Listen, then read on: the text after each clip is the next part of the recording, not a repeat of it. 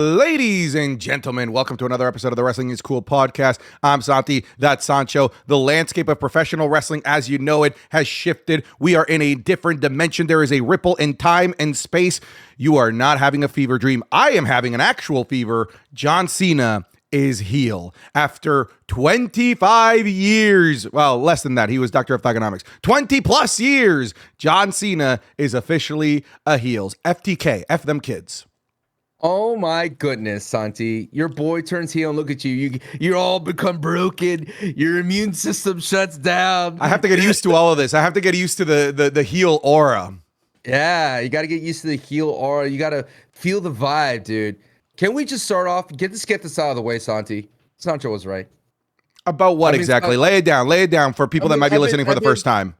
I've been seeing it from a mile away that John Cena was a heel. My man declared himself for the chamber. My man was doubting in himself. He even said that Chris Van Vliet, I did all the research. I looked at all the clues. I put the puzzle pieces together, brother. When it came here on the Wrestling is Cool podcast, I said it early that John Cena is a heel. And you were like, oh no, he deserves the spot. All his 20 plus years, he deserves the spot at the chamber. He needs to compete. Well.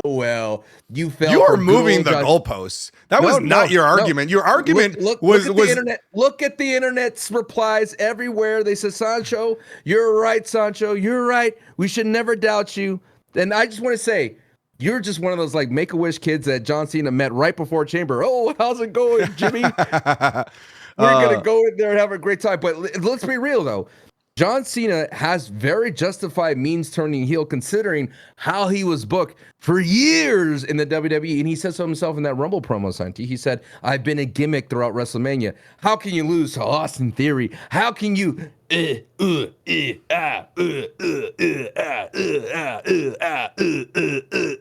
Solo Sikoa? You know what I mean? The man deserves his time in the sun, and he's here to claim it. His time is what, Santi? His time is what? His time is right now, but his time is ending as well. This is what's beautiful about the John Cena turn, that it's happening in the twilight of his career. So there's only so much time left, so many questions. What will this new heel version look like? What will his theme song be? What will his moveset be? What will his promo cadence be? What will his in-ring attire be? So many questions and more that we'll be diving into. This is the Wrestling is Cool podcast, coolest wrestling podcast on the planet. You could, of course, be getting this episode 3 days earlier than everywhere else over on patreon.com/SantiZap over there. Not only are you going to be getting the podcast 3 days early, but over there right now, my Elimination Chamber review with footage of the show is already there, alongside our Raw review of this insane episode of Raw, our SmackDown reviews, the Wrestling is Cool Match Club watch-alongs, the Undertaker WrestleMania watch-alongs, and the Royal Rumble watch-alongs that we're currently doing on a weekly basis. A ton of content, daily content over there for just $5. Not only does it get you in the door, but it gets you all of the content that we create. So go check it out. Patreon.com/SantiZab. We are confident that you will fall in love with the Patreon content and the community. But Sancho, the John Cena heel turn. You know what's funny, man? You know what's funny about all of this? You're the number one Cena fan. What's funny? Yeah. What's funny is that going into the show, I was making a bunch of predictions videos and different things talking about the layout of the show. And one of the things, one of the things that I said was that the only way that The Rock and Cody Rhodes' segment should main event is if they fundamentally changed time and space. I use that exact wording. They needed to change the bedrock of professional wrestling, because otherwise we're wasting our time. The main event should have been the men's chamber. It should have been Sami versus Kevin Owens, not The Rock and Cody Rhodes. If it's just a yes or no answer, we needed to have our boots knocked off, basically. Oh yeah, I think literally that was the only the bullet in the chamber that they had to pull that off. I don't think any other heel turn, maybe CM Punk, definitely CM Punk. That one would have, it wouldn't have been as big, don't get me wrong, but it definitely would have been justifiable of being in the main event. They pulled the trigger on the one thing, the one fairy tale, the one imaginary thing that they've had in the chamber this whole time that they refused to pull the trigger on. And that's crazy to me, that we live in the timeline where John Cena is heel, and yes, I'm going to make the joke, before Grand Theft Auto 6. He did it himself too. Did you see his Instagram? I did. He understands. Dude, If you look at John Cena's entire social media platform as a heel, it's a bizarre one, isn't it? We've always talked about it. Ooh, woo. Now it's a little bit more sinister. Ooh, woo. Because everything that John says, it's like, John, I love everyone's replies. John, brother, you turn heel. What are you doing? You're still coming down this path of righteousness, and that's what's so bizarre to me about this entire thing. Santi, I want to take this podcast. This is going to be a very nuanced podcast. We're going to spend a long time talking about this because this is an historical thing, and this is one of those moments that, at the time, if you think about Hogan's Bash at the Beach heel turn, the third man, there wasn't any podcast, there wasn't any social media to really talk about it. Even when I was a child, I didn't really get to see that on a pay-per-view level because I wasn't buying WCW pay-per-views. I had to deal with the fallout of it, watch it when it came back on wrestling, hear about it when it was all over the television screens and the news and things of that sort. But this right now, I would have to confidently say, with no hyperbole in any way, the biggest heel turn in WWE history. Here. I've had a lot of time to formulate my thoughts on this. Sure. I think that the Hulk Hogan heel turn is the bigger heel turn in terms of its impact to wrestling. Okay, hear me out for a second. The Hulk Hogan heel turn forced WCW to shoot up the ratings, to destroy WWE, which forced WWE to pivot, which basically forced WWE's hand to stop with the hokey gimmicks and go with something a little bit more realistic, something with a little bit more attitude. And it created the Monday Night Wars, and it created the wrestling boom of the late 90s. It created an entire wrestling era in WCW. We never talk about maybe that was the start of the Attitude Era, because we always try to think about when did the Attitude Era start, and we always look at WWE moments. It might have been Hulk Hogan Bash at the Beach. It just started in WCW before it started in WWE. So I think that fundamentally Hulk Hogan's heel turn impacted wrestling more. Here's the thing, though. We live in a different era, Sancho. No one heel turn, no one babyface turn, because WWE and wrestling is so vast now, can change wrestling like Hulk Hogan's heel turn did. The only thing that can change wrestling in the business nowadays are fundamental changes to the business, like AEW starting up, Vince McMahon getting ousted, TKO buying WWE, Netflix streaming. Those types of things are the things that can change how wrestling is. Well, a couple things. One, just on your last statement you just made, Cody Rhodes. We want Cody Rhodes movement, change wrestling. I don't think so. I don't think so.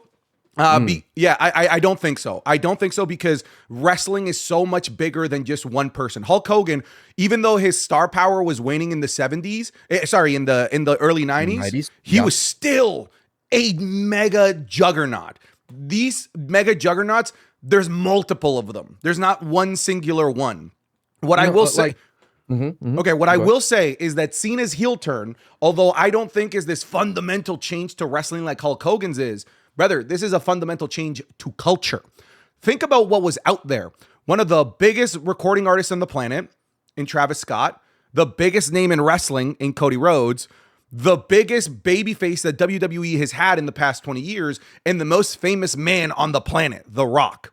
That to me is a change. Like they turned the dial on, we're going to change not wrestling, but pop culture as a whole. We're going to change the memes of you can't see John Cena. We're going to change the memes of the whole Make-A-Wish stuff. That's not meme, sorry. Just the concept of John Cena being this great guy with this aura that he brings just so much happiness to the world. All of that all of a sudden gets turned off, and we are now in a barren landscape where we don't know what this heel turn does to pop culture as a whole. Cena, The Rock, and Travis Scott and Cody Rhodes in one segment, in the biggest segment in wrestling in the past 20 years, is a cultural shift, dude, not just wrestling. Fair enough. So to talk about Hogan, there's things about that Hogan NWO thing that at the time, they wanted multiple different people. That was Hall and Nash's thing. And they said you need to do it with Hogan. And they figured out a way to do it with Hogan. Hall and Nash did not like Hogan as a heel. In fact, back in those days, Hogan was a really crappy heel. He was very cheesy, very hokey. And Hall and Nash, they were not about that. Hall and Nash was like, bro, this is not the kind of heel that we want. We don't want this 80s heel talking about, I'm going to beat you up type of thing. We were going for a different vibe. So I would say, you are correct that that's the start of that, but it's the Hall and Nash deserve much more credit than Hogan. Sure. Hogan kind of just was the nice dressing on the front of the store for that heel turn. It was Hall and Nash's like them showing up, you know who we are. That was those antics. It was WCW shifting their booking to NWO taking over, where every show ended with WCW, like someone NWO spraying on their back. Like there was a lot of things that kind of led to that moment where you're talking about where Shift Wrestling, where it forced the hand of the WWF to turn to a Stone Cold, into the Attitude Era, things of that sort. That entire you also got to remember as well, 90s culture was changing too, man. We were getting more into the hardcore rap, we were getting into gangster rap, we were getting into punk rock, like all grunge and all those kinds of things. Edgier. The entire society edgier, and the entire society was sick of 80s wrestling. So like it's like a perfect storm in those situations. And I'm not going to discredit Hogan being like a monumental figure, and yes, he was waning, and he basically went back and forth, and he came back to WCW after doing a tour, and he was just like no one wanted to see him anymore. It's the same thing in WWF. No one wanted to see the Razor Ramones, the Diesels, or the Bret Harts and things of that sort. That's why Bret Hart slowly got pushed aside when Stone Cold showed up. Even like Jake the Snake. For me, when I see this as a major heel turn is the best of wrestling history, it's because it just shows you that there is professional wrestlers like John Cena who are willing to turn heel for the business.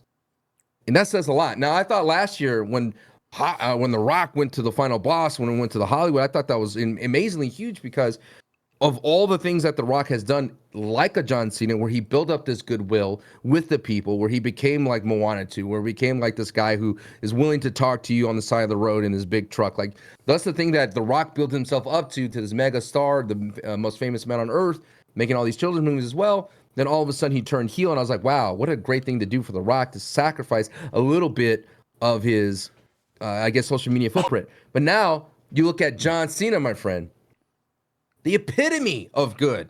Hustle, loyalty, respect. The man that says never give up. Turning heel is huge, and this is going to create waves. Now, I'm gonna look at Hogan, third man on the beach, to John Cena selling his soul. I think they're both at the same impact right now, right? When the meteor hits the earth, boom, big mega impact. The key is how can John Cena turn that into a great heel run? Because we don't know what that looks like. We got a little taste of it with Dr. Thugonomics, but that's not going to work here, man, in 2025. No. Yeah, I mean, I guess what? I agree with the fact that I think this is the greatest heel turn of all time. I was just purely talking about like impacts on different things. Hogan turn versus the Cena heel turn. I think that the Cena heel turn is just better all around. There are some major differences, though. The Hogan heel turn was followed by years of a heel run. The Cena heel turn is not that. The Cena heel turn is something entirely different. We have it for months. That's it. Mm-hmm. And then it's gone. Poof, into the wind. John Cena retires. So there's so many questions. Like, is Cena really going to retire as a heel? Will he have his come to Jesus moment at some point and come back to the light side? But I agree with you. In terms of his heel turn and his new heel run, this is what's kind of like ominous. I don't know what it looks like. There's no way it's Doctor of Thugonomics. No way. So what is it? What does he physically look like? What is his ring attire? What's his music? What's his promo? What are his promos like? What's his, like, everything about this man should be and is likely going to be different. And that, to a degree, as somebody that's been following Cena for so long, is uncomfortable. Like, what is his finisher? Is his finisher still going to be the Attitude Adjustment? I don't think so. People are so used to popping for that move that they might want to change that move and do something else altogether. It is a rarity, dare I say, the first time ever where we are basically injecting an unknown character into the main event scene. We don't know what this looks like. We literally do not know what this looks like. Are you feeling that John Cena, the way his demeanor shift, great? Like, again, John Cena's a solid actor, and I'm not saying like it's all performance based, but his face changed, right? His face structure changed to more grim tone, and I'm hoping in this, like, I hope John Cena doesn't turn into a lackey. I don't want him to be The Rock's lackey, where he's just, what's the word I'm looking for? Where he's just checked out. Because that's what it looked like to me when he went into heel mode, right? It looked like he was like, all right, I'm here to do what The Rock's bidding, and I'm going to be the enforcer, and I'm going to just destroy Cody Rhodes. And it looked like that. There was no like trash talking. There was no like emoting. There was no like adding to it. It was John Cena switched to heel when The Rock gave him the signal, right? It's like, all right, now it's you need to do your thing.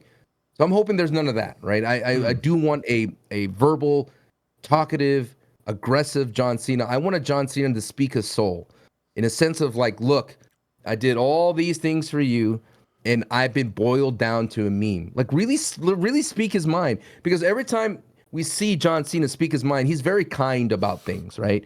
He's very political about things. He's very wishy-washy. You can't get a He's read very on philosophical. You can't get a read on that, right? We always make a joke on it, but I want John Cena to really speak his mind, dude. What's it like to all the time in your lifetime that anytime you show up, either in iShowSpeed or Kai Cenat stream, they always act like, oh, where are you? And he has to act really dumb, right? Like, oh, I'm right here. Like, how annoying can that be? That builds up over time where everyone says you can't see me. He hints at it, but I need all that to erupt, dude. It needs to be like Mount, what's that? Mount Moose. What's that big mountain volcano, Vesuvius? brother?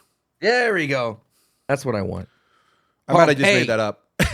No, you hit it. But right. I want Pompeii. I want a Pompeii fallout here with John Cena. And for the people who are watching on YouTube, Santi's barely holding on a whim. I know. This is his flu game. Game. Sancho, you're hearing most of my coughs. I'm muting most of them, just so you know, so the people don't hear them. But you're going to be hearing my coughs all day. I'm looking at you visually. It looks like you're going to go to the little can. Yeah. You let it all out. Dude, I'm going to be standing at the end of the hallway. Mommy, I puked it all over the floors. This is what happens when your boy tone, your little superhero turn heel. My Look son, at you, man. my son has died out. My light, my brightness, your and North my soul. Star. It's all gone, dude. It's all gone. So here's my question to you about this is all speculation, the motivations of the heel turn. Is this Cena selling his soul, or was Cena's soul already bought? Because it would have been weird if it was a spur of the moment. Clearly, Cena was always aligned with The Rock going into this moment.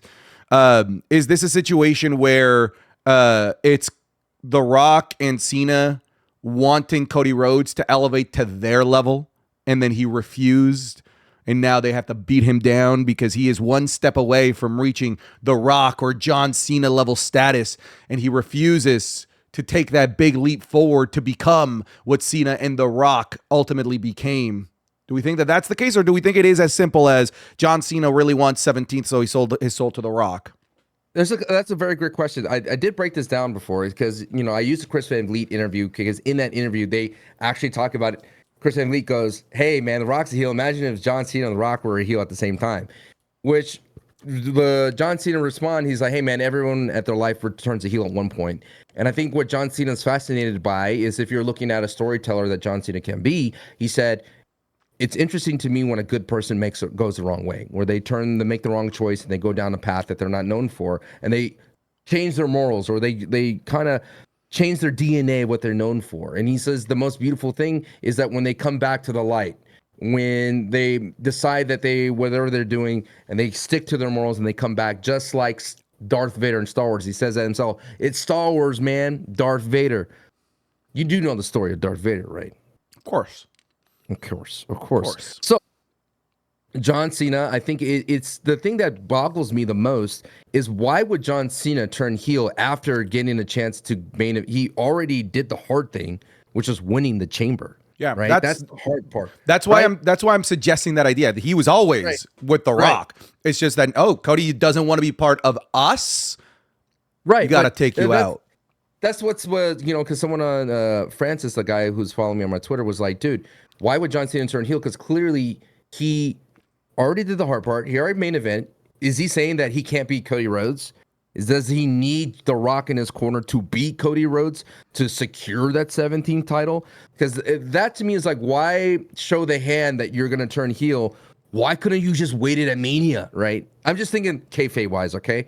I think the moment's great. I'm not picking it apart, critiquing it. I'm saying if you're John Cena, you want to secure a chance, wouldn't that be the best time to be like, haha, ace up my sleeve. I sold my soul to The Rock. I'm going to win. And then the moment is like, oh my God, he sold his soul for the 17th title. Instead, I think we're going to get this buildup of John Cena continuing going down this wrong path to the point where we're going to not recognize this John Cena by the time we get to Mania. At the end of the day, Santi, this Mania is Empire Strikes Back, my friend. I can't believe they're pulling it out of their ass, brother. And yes, I understand the reference, brother. Yeah. I am a Trekkie. I'm a big fan of Star Wars. So yes, this is By the way, that was a joke. That was a joke. I understand that Trekkies are not Star Wars fans. All right, before you guys jump down my throat, you guys are more toxic than the internet wrestling community. It was a joke. All right, go on.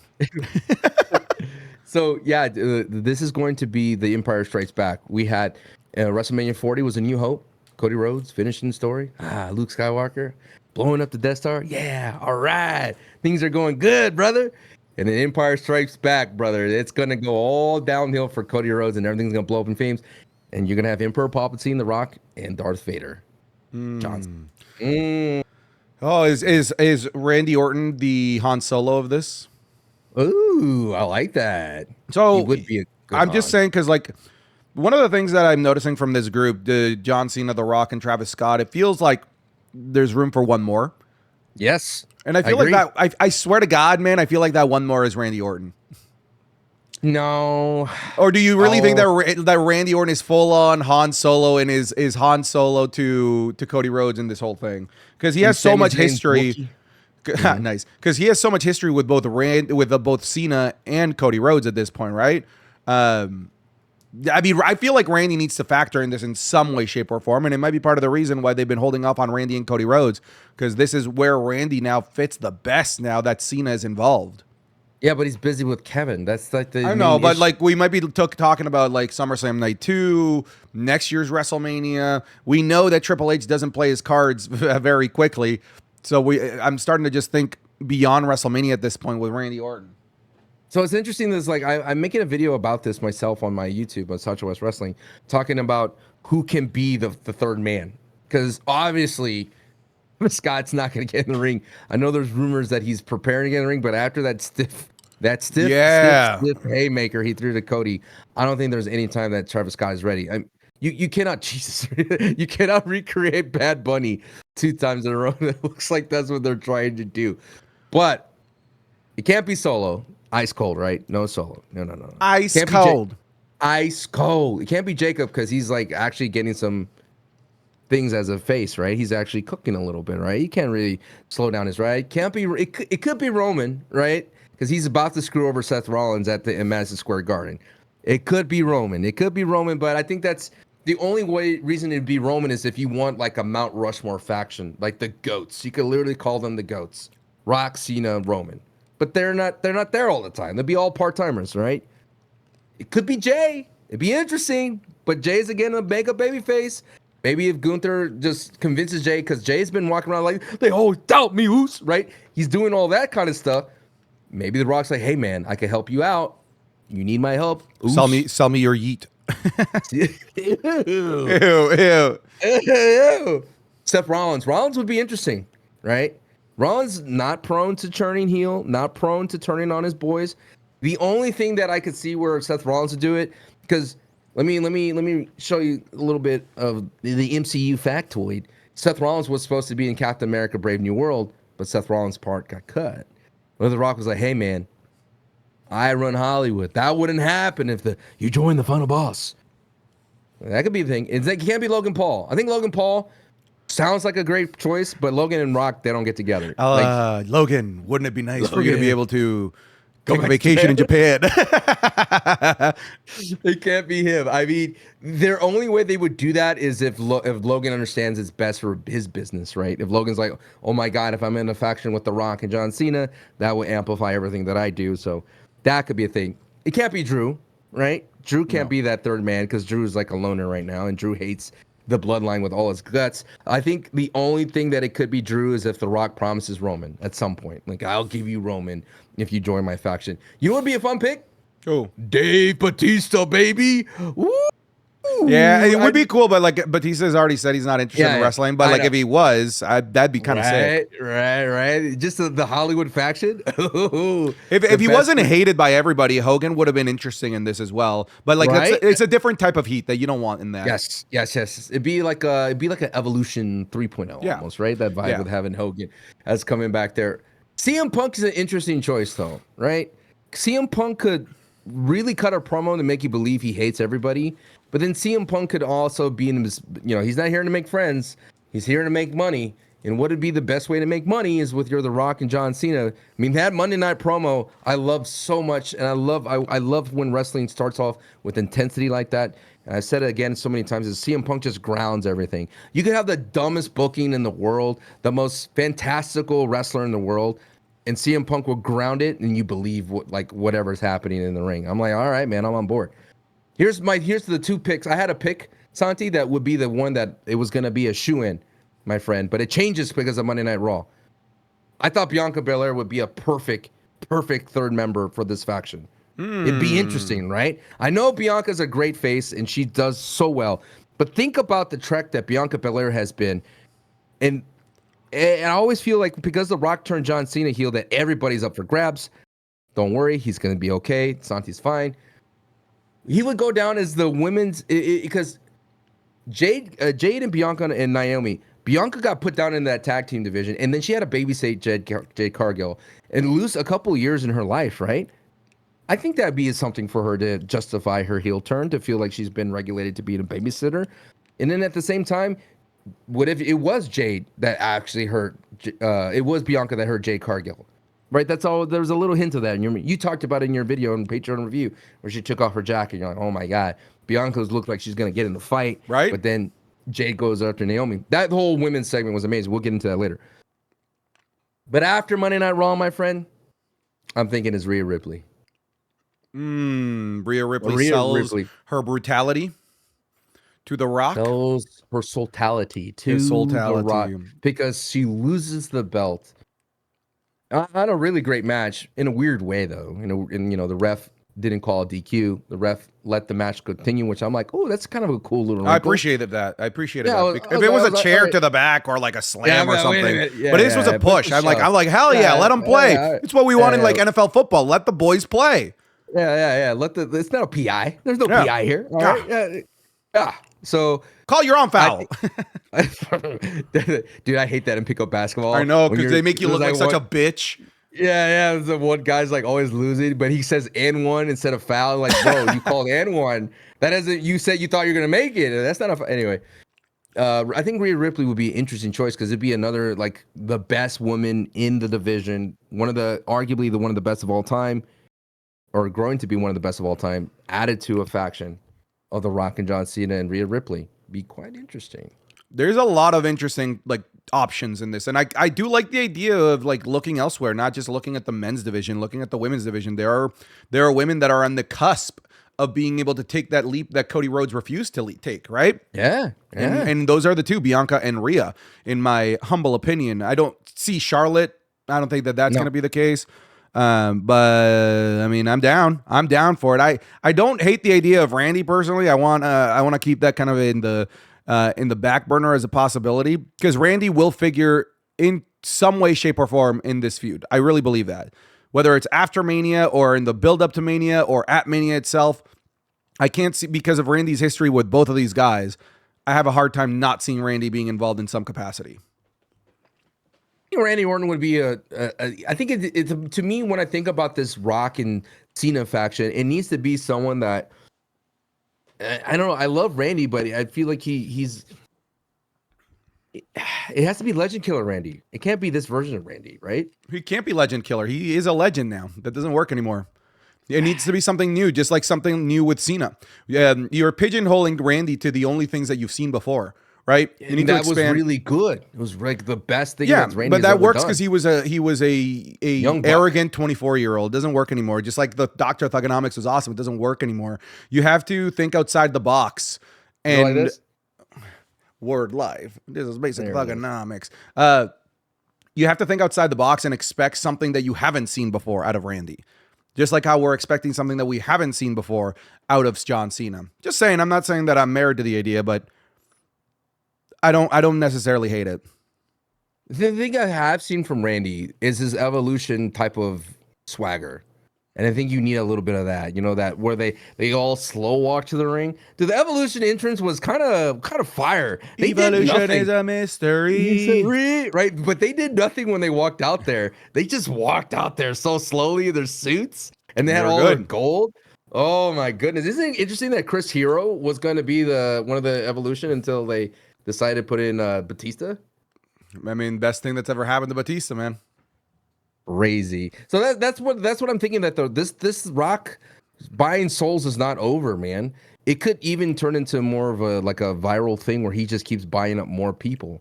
The thing that killed NWO though was having too many people. So that's why I was thinking that it needs to be like this upper echelon elite. So we talked about John Cena's kind of run heel turn on a historical level, right? But what does this mean for the WWE? If you look at the landscape, the baby faces and heels, it's kind of bizarre to me because you're looking like, wait, Randy's a face? John Cena's a heel? Weird, right? It's a bizarro world, right? Yeah, I think what this does to WWE, and it's one of the things that I think you and I have mentioned before, one of the things that was missing from this build-up to WrestleMania was the big bad. Oh, yeah. I think we got it, right? I think The Rock was Thanos, and now John Cena might be Galactus or No, of course, it's Doctor Doom, MCU, Iron Man, or Robert Downey Jr. We're in that era now, which is kind of crazy that there's so many similarities between that, going from one big bad to another.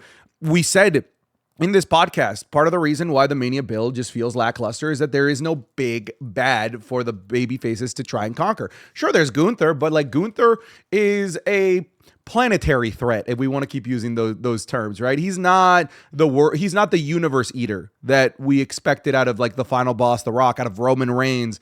And now John Cena is a universe eater. He's the arms dealer stealing vibranium, Yeah, that's what Gunther is. Jey, I've got good prices on vibranium, Jey. We're so dumb. So I think that's what it does. It gives WWE in this road to WrestleMania specifically and beyond the big bad that it's been desperately needing since losing Roman to the good side.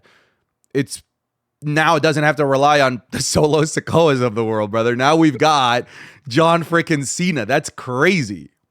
Solo's the guy that steals the lady's purse and Spider-Man stops him. Hey, Spidey! Hey, Spider-Man!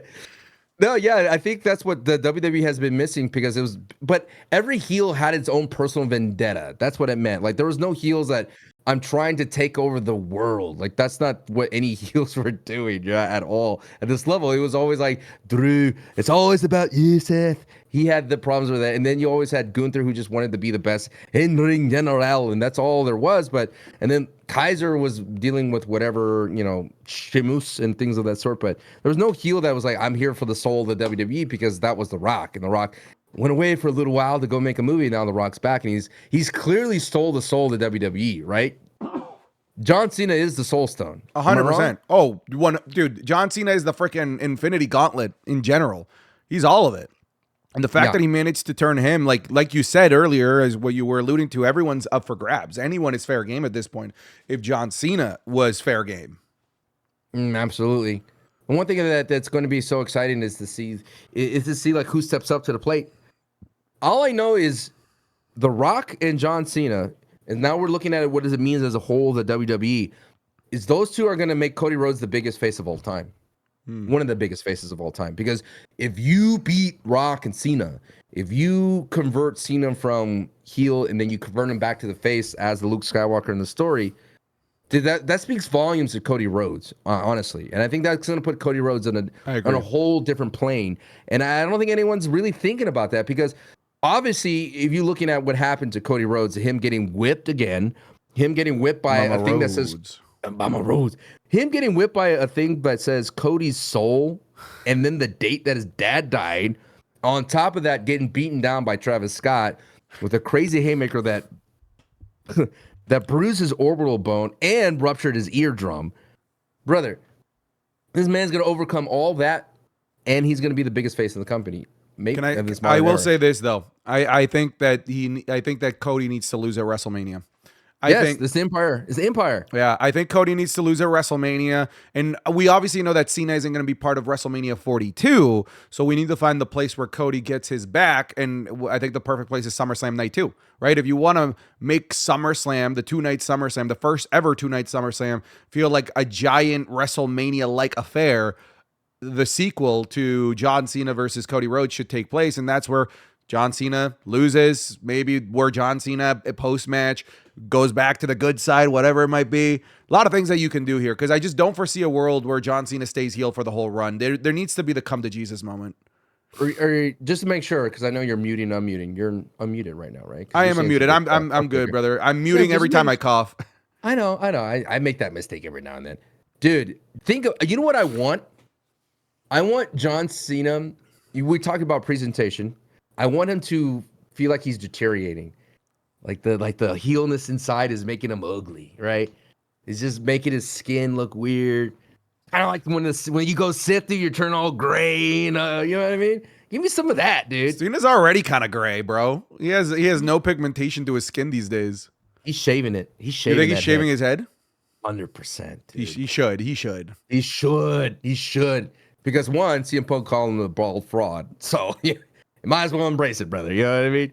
Go all in. But I think he's not gonna wear jorts. Sorry, I hate to break it to you. Sorry. You're gonna be like Skip Bayless. You're gonna throw jorts in the little trash can and light it on fire. You ever seen those when Skip Bayless and the Cowboys lose, and he just throws his jersey and everything at Dak Prescott? So for the WWE, John Cena turning heel, I think is gonna add a lot of eyes. I feel bad for all the other heels. I think they need to pick a side, dude. They gotta like join in and be trying to get. I think all the heels in WWE should try to sell their soul to The Rock, except Drew McIntyre. Well, we have Grayson Waller already asking, "Hey, Rock, you can buy my soul." That's what I want. I want that. I want Mello. I want Miz. I want all those kinds of guys to like try to get in favor of The Rock. So it's gonna make the third babyface heel turn be much more impactful. And I still think, man, Rhea is the perfect thing to that. Okay, so we talked about historical, WWE. I want to get a little bit more intimate. We talked about Mania as well, how it changes the build to Mania. We got the big bad that we needed. What did it mean to you, Santi? You, the #1 Cena fan, to see you saw it in person. Mm-hmm. I got to see it live and in color in Toronto, Canada. What did it mean to me? I mean, it was special, like to get to see the guy that I've been rooting for, pretty much my entire fandom of professional wrestling, move the needle onto something brand new, something that I've never seen before, uncharted territory. I've always said that there's literally nothing that Cena can do for me to boo him, like that's my guy. So just to see that, it was just groundbreaking in the sense that like, I don't know what this looks like. I don't know where we're going, but I'm on board. I'm here for this ride that is the John Cena heel turn. I'm definitely not one of those guys that's because I don't know, man. I guess all kinds of wrestling fans are different that are like, that was my hero. I'm so done with John Cena. It's like, brother, we're 30 now. Like this was the perfect time for Cena to turn heel because Sancho, the majority of Cena fans are no longer children. Cena has been gone from like regular WWE programming since 2017. That is 8 years. 8 years where the new crop of generation of wrestling fans have fallen in love with other people. They've fallen in love with the Cody Rhodes. The kids now fall in love with Cody Rhodes. They don't fall in love with Cena. The last batch of like super hardcore Cena fans, they were maybe like 6 years old 8 years ago. They're now in their teens. Most Cena fans are the me's of the world now. We're old. We're jaded. We want to see something different. And I'm here for it, man. I'm here to see what this heel run looks like. And it was gut-wrenching to see as well. Did you see the video of him with the Make-A-Wish kids before? I referenced it earlier in the podcast. Yeah, it was, bro. Watching that was like watching footage of like the calm before a disaster. Like, have you ever seen the footage of like people just having a good time in 2004 before the Indonesian typhoon you need to get off where they're just having a good time in the beach and then all of a sudden a tsunami comes in? That's what it felt like. Like I was watching the calm before the storm. This Taker review is costing your soul. It's making me. It really is, dude. Jesus. You know what's funny? Speaking of like being morbid, Joe Sure. Tessitore, because I was so close to commentary. Joe Tessitore was kind of like he wasn't a commentator. What would you say he was on that show? He was a guest reporter. Yeah, like a guest reporter. He came up to me and a bunch of the people, like 4 or 5 people that were right behind commentary, and said, "What does the air feel like right now?" It's a pretty creepy thing. Yeah. Right? And we're like, I guess it feels kind of uncomfortable. Yeah, The Rock just kind of is making things uneasy. That's kind of like what we all landed on. And Joe Tessitore goes, okay. And then you go back and watch the broadcast. Joe Tessitore took that and he goes, there is a feeling of uneasiness in the air with the final boss. So I thought that was pretty cool that Joe Tessitore like went up to fans. Like, what does it feel like right now? What a pro. What a pro, right? Pro. Yeah, I thought you would like that. I thought you would specifically like that. You thought of me? I literally thought of you. I'm like, I need to put this in my brain because that's a cool nuance of commentary that I think you would personally enjoy, and I think you guys, the listeners, would enjoy as well. That was really cool to see him take that feedback and then put it on live TV. Oh man, that's a pretty slick little trick there. Now I did feel that too watching at home. So you're thinking I have a question for you. Do you think as a mega super jort wearing 6-color t-shirt having wristband having multiple hat having little plushy guy spinner belt owning thugonomics guy John Cena fan that you need to boo him to support him now? No, I'm not gonna. That's just how it is. You're not gonna. If he's trying to be a heel, you're gonna cheer him and mess everything up that he's working on. Why would that mess up everything that he's working on? It's pretty common nowadays. Like you boo and you cheer for what you like and what you resonate with. It's no longer you talked about how hokey 80s wrestling is, where it has to be black or white, this side or that side. Why do I have to all of a sudden jump off the bandwagon simply because Cena is now different? That's still my guy. Bandwagon is booing him. I will not boo him. I could support you by booing you if you were going to say like, "Hey, Sancho, I want to be an evil guy." This podcast, I'd be like, "Oh, no problem. Please boo me. This is what I'm going for." I would boo you to support you. I'd be like, "You know what, bro? I got you. You want me to boo like you? Maybe if it was if it was like the 90s or 80s where like it was black or white, sure. But nowadays there's so much more nuance in wrestling now. That no, it doesn't have to be one way or the other. I feel like you're gonna cheer his heel tendencies. Yeah, if he's just kicking. Look, good old Cody Rhodes endlessly in the crotch. You're gonna be like, "Yeah, get him!" Hey man, I'll be like, he has his reasons. I'll be like R-Truth on Twitter. He's like, let's not jump to conclusions. Dude, I'm gonna be like you during the Drew McIntyre heel run. We aren't really sure if Cena's heel. It's funny because if you go to WWE.com and you look at their press release about the Cena heel turn, they literally wrote, John Cena seemingly joins The Rock. It's like, seemingly? What do you mean seemingly? He literally is leaving this guy bloodied on the ground. That's what clue gave it away that it's seemingly. Like, wait a minute, guys. There's still good here for John Cena. I do enjoy but that's my thing though. It's like, so if John Cena grabs Roman Reigns, put him into the little ring post and feeds him dog food, you can be like, yeah, feed him dog food. Well, wow. I mean, okay, no, you're changing the narrative. Like narrative. I'm not. No, you are. I'm saying heels doing evil things to baby faces. Oh, I thought you were suggesting he's doing boring, bad TV. That's different. Oh. Okay. If it's bad, then I'm gonna be pretty bummed about the fact that it's bad storytelling, bad booking. That's different. That is different. Can we talk about quick pivot, because I'll talk about what John Cena's heel turn means to me, but let's talk about the Firefly Fun House match, because it hits harder now, right? Right, everyone immediately went to Bray Wyatt's match, and I went to that match too, and it was quite interesting to see all the little tidbits and how. I think the most interesting part of the whole segment was the NWO part, because that was them saying like, "Hey, this is what happened if Cena went heel, like Hogan did." Anything that you feel from the Firefly match that you see now? Yeah, I mean, we definitely see a lot of the Firefly Funhouse really picked at the insecurities of the guarded man that is John Cena, right? The hustle, loyalty, respect, how you can now see that he has been hiding behind that for a long time. That there has been resentment being built up, but he hasn't allowed that resentment to show because he shows you hustle, loyalty, respect. And that's not to say that he's a bad person or he's two-faced. That just goes to show that he's human. You know, there is a famous line from Batman, Sancho. All it takes is one bad day. All it takes is Just a little push. just a push. That's another great line right there from the Dark Knight. It's the same thing basically, where although it might look like a push, although it might look like one bad day, it could be an accumulation of things where you finally reach that breaking point where all it takes is one final push, right? And I feel like we got the final push there with The Rock, Cena's desperation for 17, Cody Rhodes turning down The Rock, all of those things was probably the final push. But if you go back and watch the Firefly Funhouse, there's a lot of imagery that John Cena hides behind the facade and it's not even just in the Firefly Funhouse. It is also in the WrestleMania 30 feud with Bray Wyatt as well.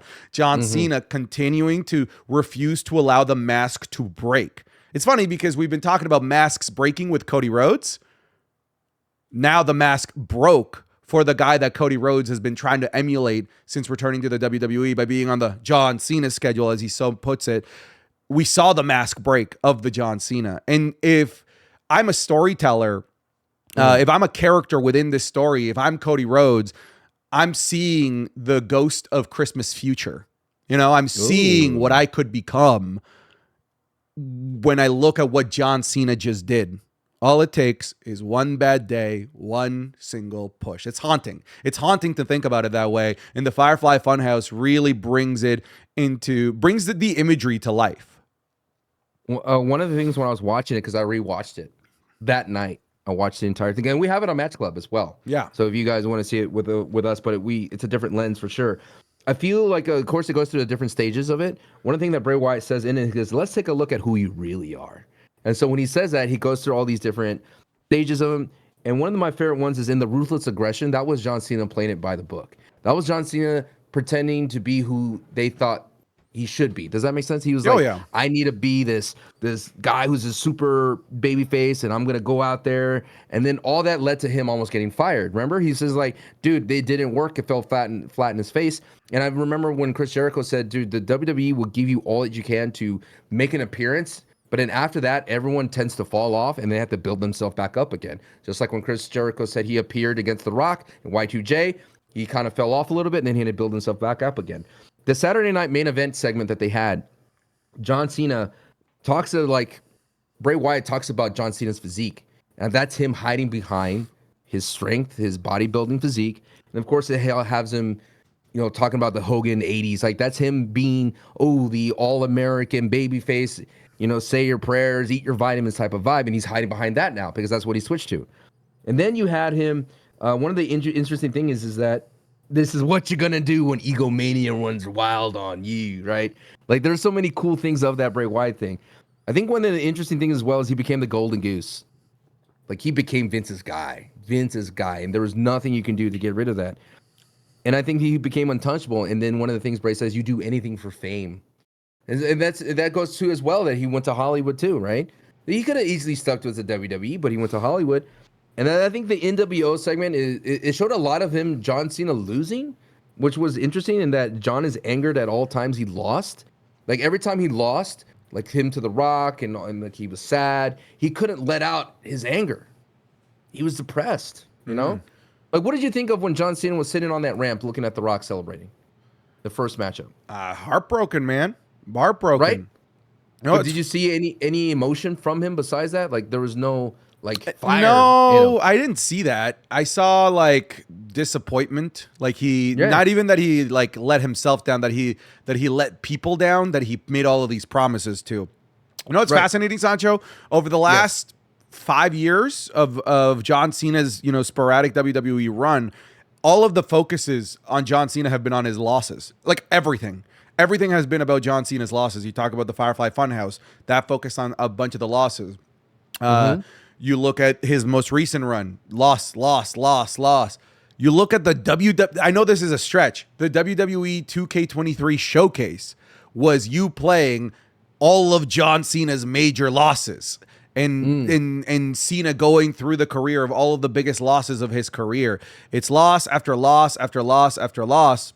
And now we're here where a loss is not negotiable. A loss means you don't cement your legacy. A loss means that you will not be remembered as the all-timer. A loss means that you aren't the 17th, which is, aptly makes sense why he's now willing to go to this side that we never expected him to. It's honestly, it's fascinating in terms of just when you try to dissect it from a narrative point of view, where it could go. We might be completely off, entirely off, and it might just be as simple. It might just be as simple as Cena just becomes the hokiest, lamest heel of all time, which I don't foresee. But I think that I want to believe that because it's The Rock and Cena in the writing room making the decisions alongside not a Vince McMahon but a Triple H, that this is going to be so deep that it's going to cut. It's not just a surface level heel turn.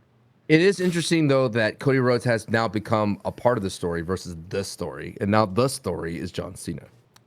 Yeah, and I don't think that you're over exaggerating there. The story is John Cena and John Cena's soul, and it almost feels like this WrestleMania 41 match isn't even for the title. It's like Cody trying to rescue John Cena. Yeah. And I hope that's what they lean into. I hope that's what they lean into, that this is about rescuing John. I would love for Cody to come back, of course, beaten and bruised, thanks to Travis Scott. He goes like, I'm not mad at you, John. I know you did what you thought you had to do, John. But I'm here to tell you, John, that there's still good in you, John. And I will never give up on you, John. Because you taught me for the longest time since I was a little kid, whatever. Since I was a little kid, you taught all these kids to never give up. And it's all about hustle, loyalty, and respect. And I still have those three things for you, John. And then John continues to beat him down to oblivion, right? It needs to be that kind of a thing, right? That just John has let this like a symbiote, like a venom, take over, and he's doing his best just to fight it off as best as I can. Dude, there's so many great things in this thing, and I'm glad that we're here. I'm glad that this is where we are. It's a different kind of ride that we're on. I feel like the Mania before that was a roller coaster ride, brother. That was a wild ride of dips and turns and loop-de-loops, and we were in for the final boss. This one's much more methodical ride that we're going to go on. I'm hoping that we, at first, like I said, I want John Cena to feel like he's a Vince McMahon character. Nice suit, cufflinks, hair done all nice, and just him thinking like he's better than everybody else right now, and that he's smarter because he made the right decision. Well, Sancho, shall we move on? We've talked about Cena here for the better part of the first hour of the show, but can I talk about what John Cena's heel turn meant to me? Oh, I thought we already went through that. Oh, no, we only did mine. Okay, tell us. Tell us. Yours. I knew that John was a weak man, brother. John Cena, you idiot. You didn't have to sell your soul. You won the chamber, dum-dum. You won the chamber. You know what I love the most? I'm hoping that somewhere around the corner, Karrion Kross goes, aha, I knew it all along. He takes credit for everything. I tweeted about that. Yeah. You know why? Because we're on the Karrion Kross train, brother.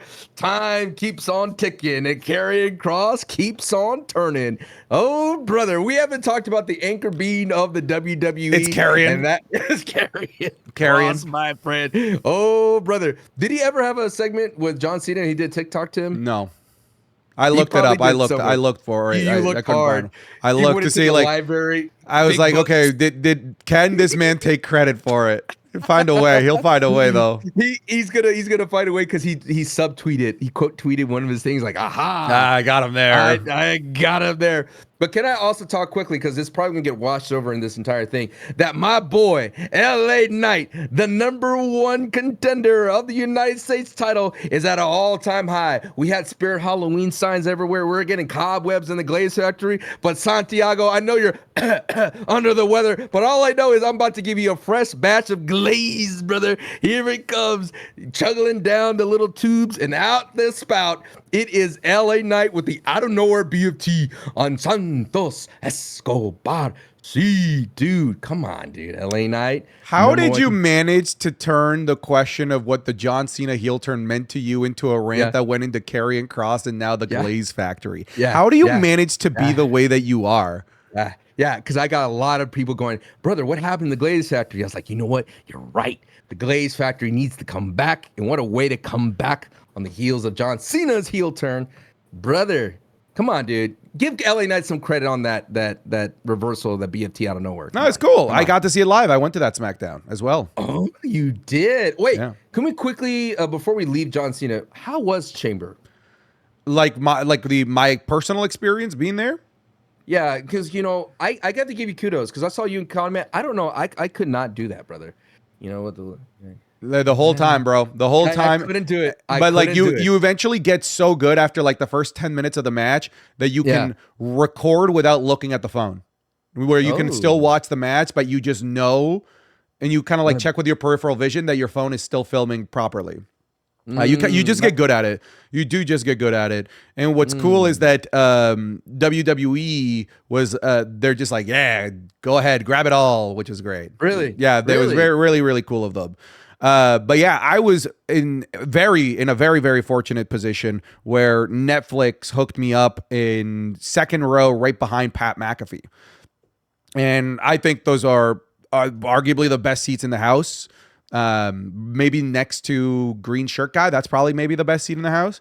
But I had excellent seats. The best seats that I've ever had for a show of that magnitude. But you had to sit next to Conman. So I had to sit next to Conman, and I had to sit next to to juggernauts from X-Men, because that's the size of the men that were guarding the life of Toronto superstar Drake. This man came in with an entourage of like 5 NFL linebackers protecting him with like earpieces and stuff. I was like, oh, that's what actual fame looks like. Because we had a couple of other celebs that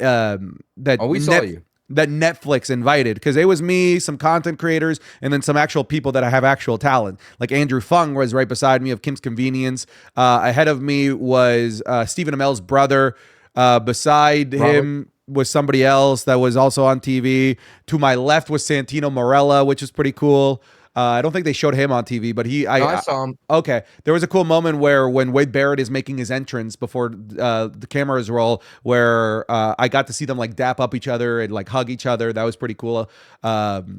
And then like 10 minutes into the show, Drake shows up and we're like, what the hell is going on? How are we do not belong here. I think the funniest part too is that my ticket, again, I'm aware of how blessed I am, came with like unlimited food and drinks, and I had like a server the entire time. Nice. And all of these rich people were like, no, we're good. And I'm like, pizza, give me a poutine, give me chicken tendies, I want my PlayStation, I want my diet sodas. I took advantage of it all. I had that girl running back and forth all night. But yeah, it was cool getting to be that close to the show. Seeing the chamber be lowered is probably one of the coolest things. It's really ominous. Really ominous. No, what did you say what did you say on Patreon? What did you say when it looked like coming down? Oh, the Devil's Sex Dungeon? It did. It did look like that. That's what it looked like. That's why you need to be on Patreon. Is that a bad description? It's pretty good. I mean, I guess it's missing some leather, but yeah, I guess so. It's kind of leathery. The padding on it's pretty leathery. It's got chains, leather. It's got it all, brother. Oh my goodness. Okay, so you're sitting second row. How was it like the atmosphere, like walking to? Because last time we talked about your SummerSlam, so you couldn't get to your seat. How was it this time around with Conman at your side? This time around, it was still hectic, really hectic. But I learned to just, if I need to go to the bathroom or need to get somewhere, sprint. If I'm jogging or sprinting, I'm in a hurry. Yeah, and they go, hey, Santi. Yeah, literally. Yeah. I learned that from SummerSlam, because in SummerSlam I was trying to walk and power walk, and it was not working, and I couldn't go to the bathroom. This one was not a problem. I was able to, I was jogging, and yes, it was, hey, Santi, hey, oh, hey. That's basically what it became. The city of Toronto was also a lot less lively than Cleveland, but that's because it was -30 weather. Meanwhile, Cleveland was SummerSlam hot. There was events. There were like outdoor events as well. There was none of that in Toronto. Superstore experience was pretty cool. Lots of people in there. But overall, like the city just didn't have the buzz that I thought it would. And I think it was the weather. No, it's because of Toronto. Toronto sucks. No, Toronto has a crazy buzz about it. It's like a massive city, but like I know that I've weekend, that weekend specifically, I think it was the coldest day of the past 2 years. I was freezing my ass off doing interviews and trying to make content. It was ungodly cold.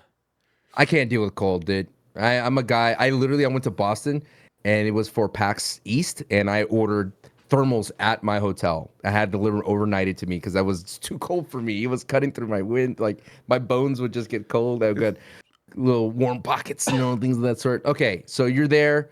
You're having a great time. You can comment having a great time. When did you realize the uneasiness in the air from Joe Tessitore, as he mentioned, that you were in for a historical night? Like if this felt different. I think it was the second I stepped foot in the actual stadium. And I think it was because we got there so early so that we could shoot like B-roll footage of the stadium and whatnot. I got there earlier. So like I was there at the front row when it was like empty. So I kind of had that feeling of like, when they do those interviews in empty arenas.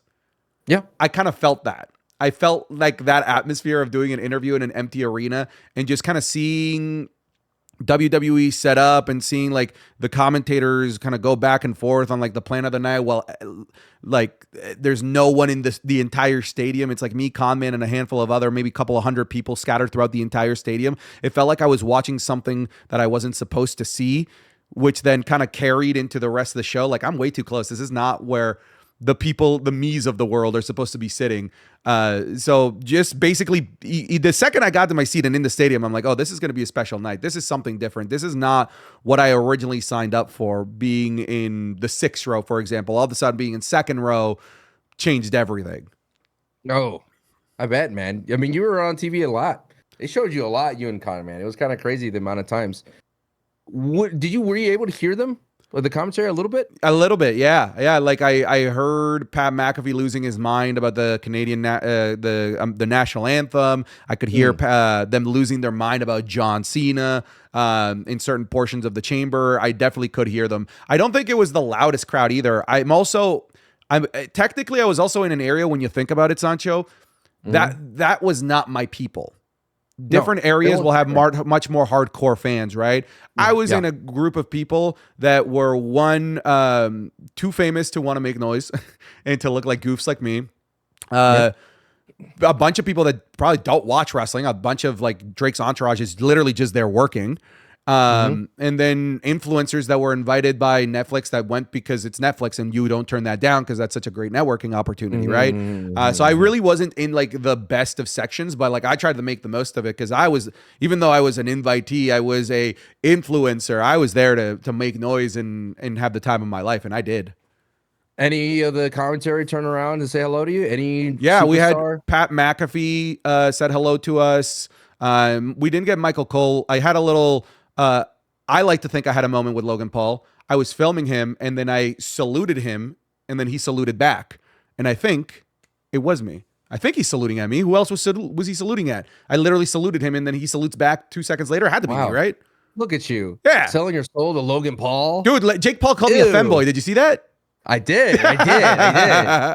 Trust me, I'm like a proud brother over here. Like, yeah, that's my older brother doing his thing over there. So like no backstage access, no like Triple H going, hey, like no Triple H grabbing your trap going, hey, Santi. I like what you guys do. No, we did have a moment with a WWE staff member like welcoming us, saying hi to us. He knew who we were. That was really, really cool. But aside from that, like even if there was backstage access, Sancho, I don't think I would have taken it. No, really? No, I didn't want to miss. I was there for the show, brother. I was there for the show. I was there as a wrestling fan. And I've always said numerous times throughout my content creation career is that I feel like I understand my value proposition in this space is that I'm one of the people. I'm not somebody that has unfiltered access that the regular person doesn't. Mm-hmm, I felt a little bit disconnected from that based on like the ticket that Netflix got me. Sure, but because that is something that like the regular person just doesn't have access to. But I acted in there like a regular person. So like for me to go backstage and get content, it just feels like that's just not what the value proposition of my content is. And I was there as a fan, number one. Interesting. Huh. I want to unpack that. Not today. I feel like it's an interesting thing to unpack, but that's awesome, man. I'm happy for you that you're able to enjoy that. Now, do you want to talk about the rest of the chamber, how it went down, or do you want to talk about that SmackDown experience of you being on the top, the opposite of that? Do you want to tackle that real quick? Yeah, we could talk about that real quick. You bought the worst ticket at SmackDown. Yeah. Night before. You got a little taste of up there and down below. Yeah, so we got like I decided to film a video for YouTube. Is like I bought the worst ticket at a WWE show. It was like the cheapest nosebleeds available at the time. Still more expensive than I care to admit. Still like $80. But like the whole purpose of the vlog was to show what kind of a night out can you expect as a family, as a family, right? Like the video I made. Yeah. Like, what does it cost to get in the door? What does it cost for some basic concessions? What does it cost for a t-shirt? That's what I was trying to demonstrate. Brother, nosebleeds, not bad. Not like for a regular Raw or SmackDown, literally not bad. For a PLE, I might want to be closer, but for a Raw or SmackDown, a night out, I had a lot of fun in those nosebleeds. It looked great. Yeah, and that's your people, dude. That's the hardcore fan. Yeah. They're there to have a good time. They're rambunctious up there. Because they're just happy to be there, right? But yeah, it was a good time regardless. I thought that it's funny because I thought I was in the video and in the vlog, I was just going to be taking the piss out of the whole situation, how terrible these seats were. But I was like, I enjoyed my night. Right. So that to me in itself is going to be a pretty interesting story arc to tell in the vlog when I release it. Okay. Yeah, like those seats are. It depends on the arena. I always feel like it depends on the arena. Some arena nosebleed can be awful. It can be just terrible for wrestling. But most of the time in the modern day arena, they're actually not that bad. What was it? The Scotiabank? It's called the Scotiabank Arena in Toronto. It's not that bad. Is it brand new? It's kind of new, right? No, it's kind of old. That is where the Raptors play. But like we are talking about an arena that's less than 30 years old. Okay, cool. I mean, we will definitely promote the video when it comes out soon. Soon. What do you think about a week or so? That one will be a little bit later. You guys are going to see my Elimination Chamber vlog. I think that video is going to be an absolute banger. I'm going to be trying to expedite that this week. Hopefully by the time that you see this in free feeds, it's already out. If not, it will be out soon. But I filmed the vlog. I filmed the SmackDown video of like the experience in the nosebleeds. And then I also filmed a video where I gave Conman and Muscle Man Malcolm and a couple other YouTubers my card to go shopping at the WWE shop experience that they have there, so that you guys can see, like what the Superstore experience is like shopping in person. And then I'll be unboxing it as a mystery unboxing.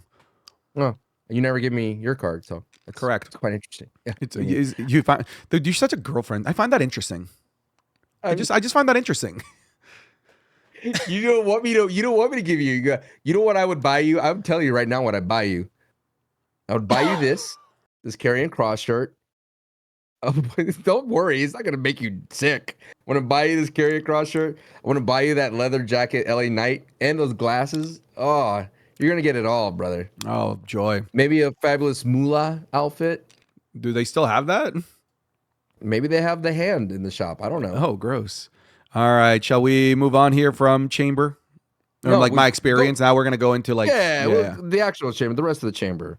Enough about you, Santi. Enough about you. Let's talk about the women's chamber, man. The women's chamber, I thought it was a very solid, fun start. I mean, talk about the execution of Jade Cargill coming out. We kind of predicted that Jade would come out, but I didn't think it'd be at the very beginning of the match.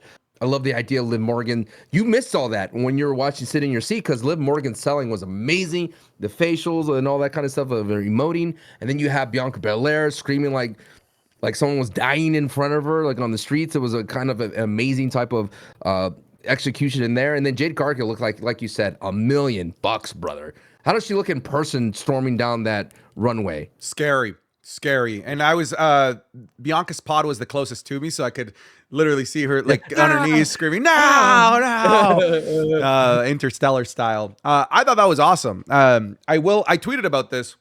I don't know if it's a plot hole or something, but like if Naomi did attack Jade Cargill, what was her plan all along? What was her long-term goal here? Because the second that Jade Cargill came back from injury, she was screwed. She was going to get outed. So what was the long-term play here, Naomi? That's why in the review I talked about, like, if you look at like some subtle nuances, Naomi looked like she wasn't expecting the attack.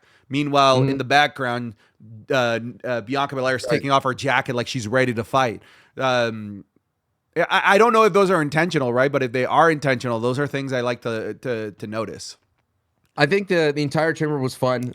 It seemed like the theme of this chamber was there was always someone taking advantage of that like last second opportunity. A finish would happen and someone would come in to do a roll up or do their own finish. Someone like I feel like every chamber someone looked strong.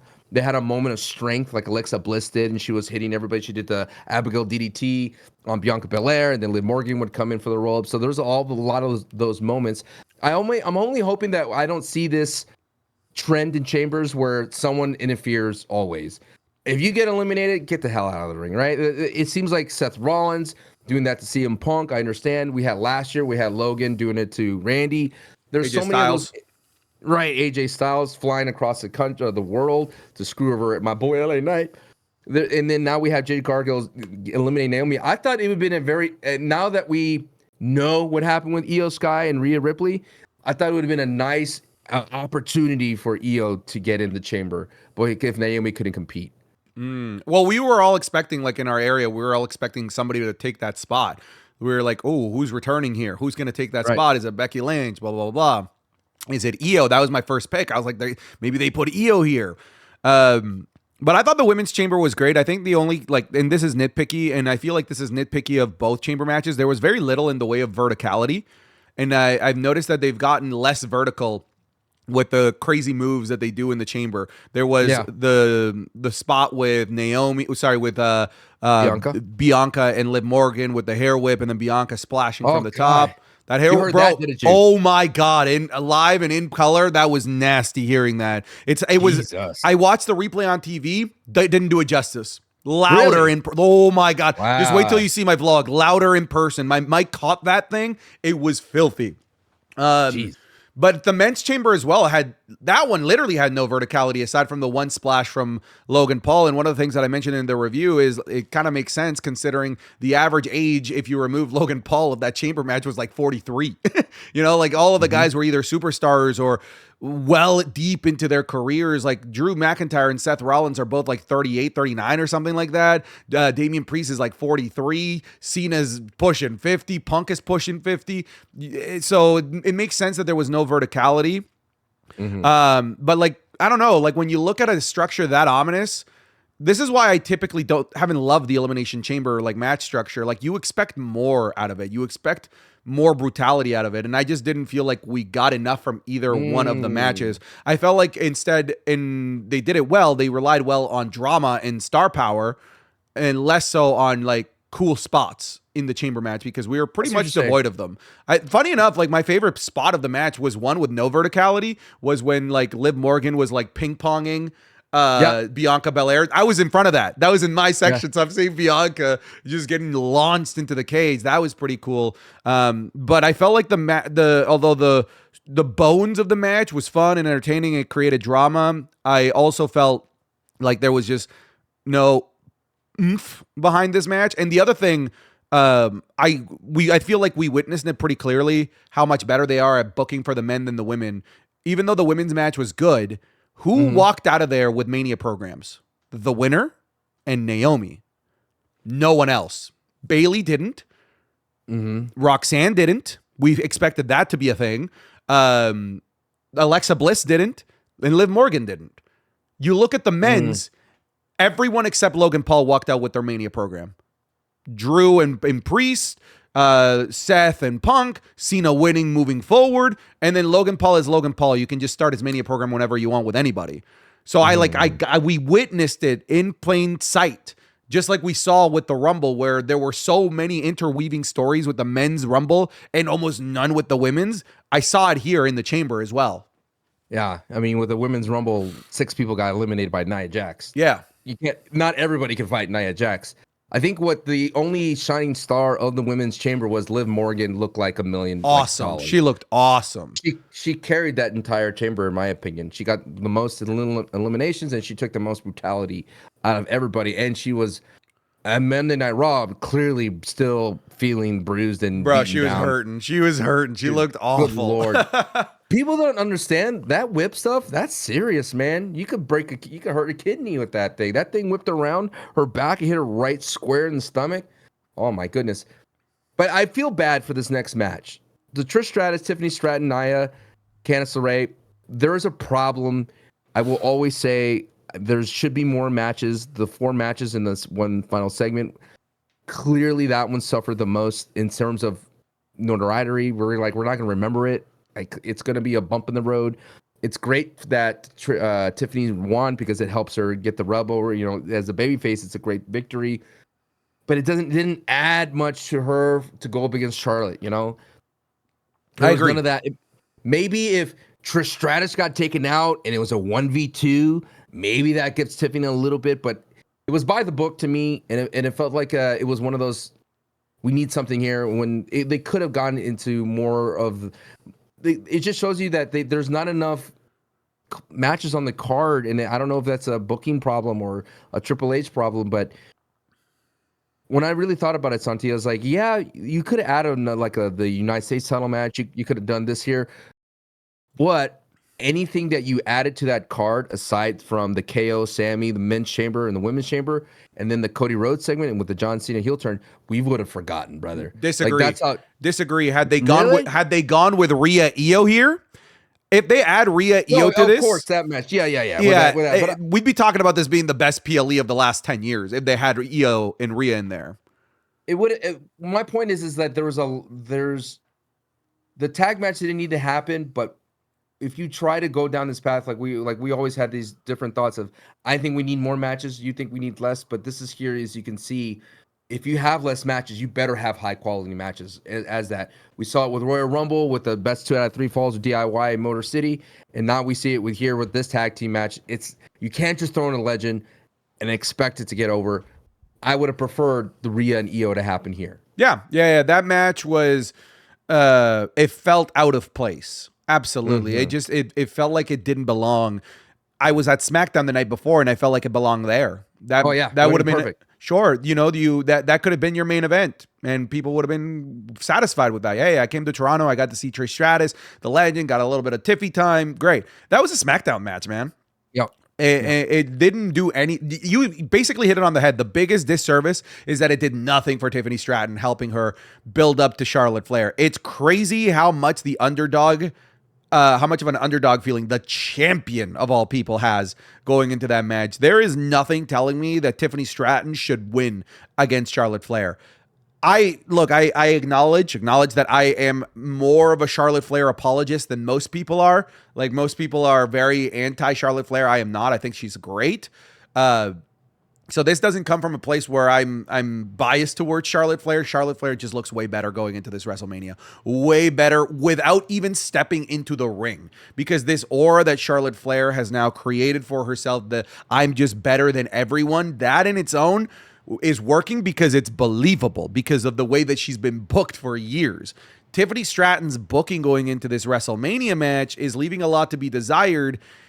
And I'm almost thinking like maybe Charlotte should win this and Tiffany might be better off chasing. I don't know. Charlotte would add more legacy and prestige to that belt right now. That's for sure. I don't love saying that, by the way. I want it to be Tiffany. I know, it's disgusting, doesn't it? It makes you feel dirty. It does. I don't want that to be the case, but I'm just using what they're giving me, right? And what they're giving me is disqualification wins and a exhibition tag team match at a PLE where that match is going to be all but forgotten. They're not doing much to serve Tiffy here. She beat Bayley, but Bayley has been beatable lately. Yeah. Yeah, so, yeah, I feel that. And then the third match, oh, brother, that was so good. Sami Zayn versus Kevin Owens. I think the hot button topic for this is the lack of blood. I can explain it. I can explain it now. I am here to hear your side of the story. Yeah. Just a quick thought of where I was from. when I was watching at home at the watch party, we were expecting blood. In fact, I had it as a channel prediction. And I think the reason when we didn't get it, it felt strange because the barbed wire literally on Kevin Owens' face, you're thinking that here it is, here comes the blood. I think the lack of blood, the reason why I did not like that so much is I know not everything needs blood. And believe me, here on Match Club and on Patreon, we got oodles of blood matches for you. Is that it would have added to the level of drama, the brutality. It would have added to how Michael Cole goes, are you happy? Are you happy you did this to your friend? It would have added to that, like these guys went to the brink of hell, so to speak, to the depths of hell to have this match. And it would have added to that unsanctioned flavor. I mean, they did it with the lighting and they did it with the referee wearing just a black t-shirt. But when you advertise an unsanctioned match that we haven't had on years, and it doesn't result in blood, I just wonder, did we get everything that we can out of the rock, so to speak, the juice? I'm not sure. I could justify why there's not blood, but for me, for the story, I think the story did need blood, considering that it's a fever pitch type of reality that they were building. Yeah, it's my favorite match of the year, even without the blood. It's my favorite match of the year. I thought it was amazing. Even if there were portions that I couldn't see with my own eyes because they were out in the arena and I couldn't see it. I had to look up at the screen. But I think there's two reasons as to why there wasn't blood. They wanted to save the impact of blood for the Cody Rhodes segment to make that really hit. And two, I have a lot of awesome Muslim viewers. They were mentioning that it's Ramadan. And Sami Zayn bleeding would have been kind of dangerous because he was fasting. And maybe Kevin Owens bleeding as well might have been seen as what they explained to me is the word haram, which is kind of like not okay during this time of the year where it's like a pretty holy moment for those of the followers of Islam. So that might be the reason why. But it's funny because like I had the same like visceral reaction. I was like, oh, the only thing that was missing from this was blood. Like it earned it, right? In terms of the storyline, in terms of the brutality, in terms of the legacy that this feud has, it earned the blood, and we didn't get it. And I do think that in the long term, that is going to maybe hurt the legacy of this match. Because imagine just these guys with crimson masks doing like the blue thunder bomb onto the barbed wire chair. That would have been a crazy visual, awesome visual. But I didn't feel like it ruined the match. I'll say that. No, I'm not at all. It just felt like it was an element missing, as if like, oh my god, I forgot to turn on blood. Let me just turn that on, turn on that option. No, I think the match itself was great. It was hard hitting. I chuckled at the thought of the Blue Thunder Bomb not getting the pin despite going through a barbed wire chair. Right. It just made me laugh so much because I think never pins. That move sucks. Ain't nobody winning with that. And I think we did nail it on the head when it comes down to a prediction. We said if they were going to invest so much in Kevin Owens, he needs to come out looking like a visceral villain. So Randy Orton could come out. How was the entrance of Randy Orton? I hear voices in my head. Dude, you had your childhood trifecta. You had Randy's, John Cena, and CM Punk. And The Rock. And yeah, man, it's crazy. The star power that I had from my childhood there. The Randy pop in our area, that was awesome. I lost my voice singing his song. I don't know that it came through, oh yeah, that was Santi singing. But yeah, hearing that pop, that was awesome. I was a little bummed out that we didn't get to see the punt, but they're clearly saving it for WrestleMania. Clearly.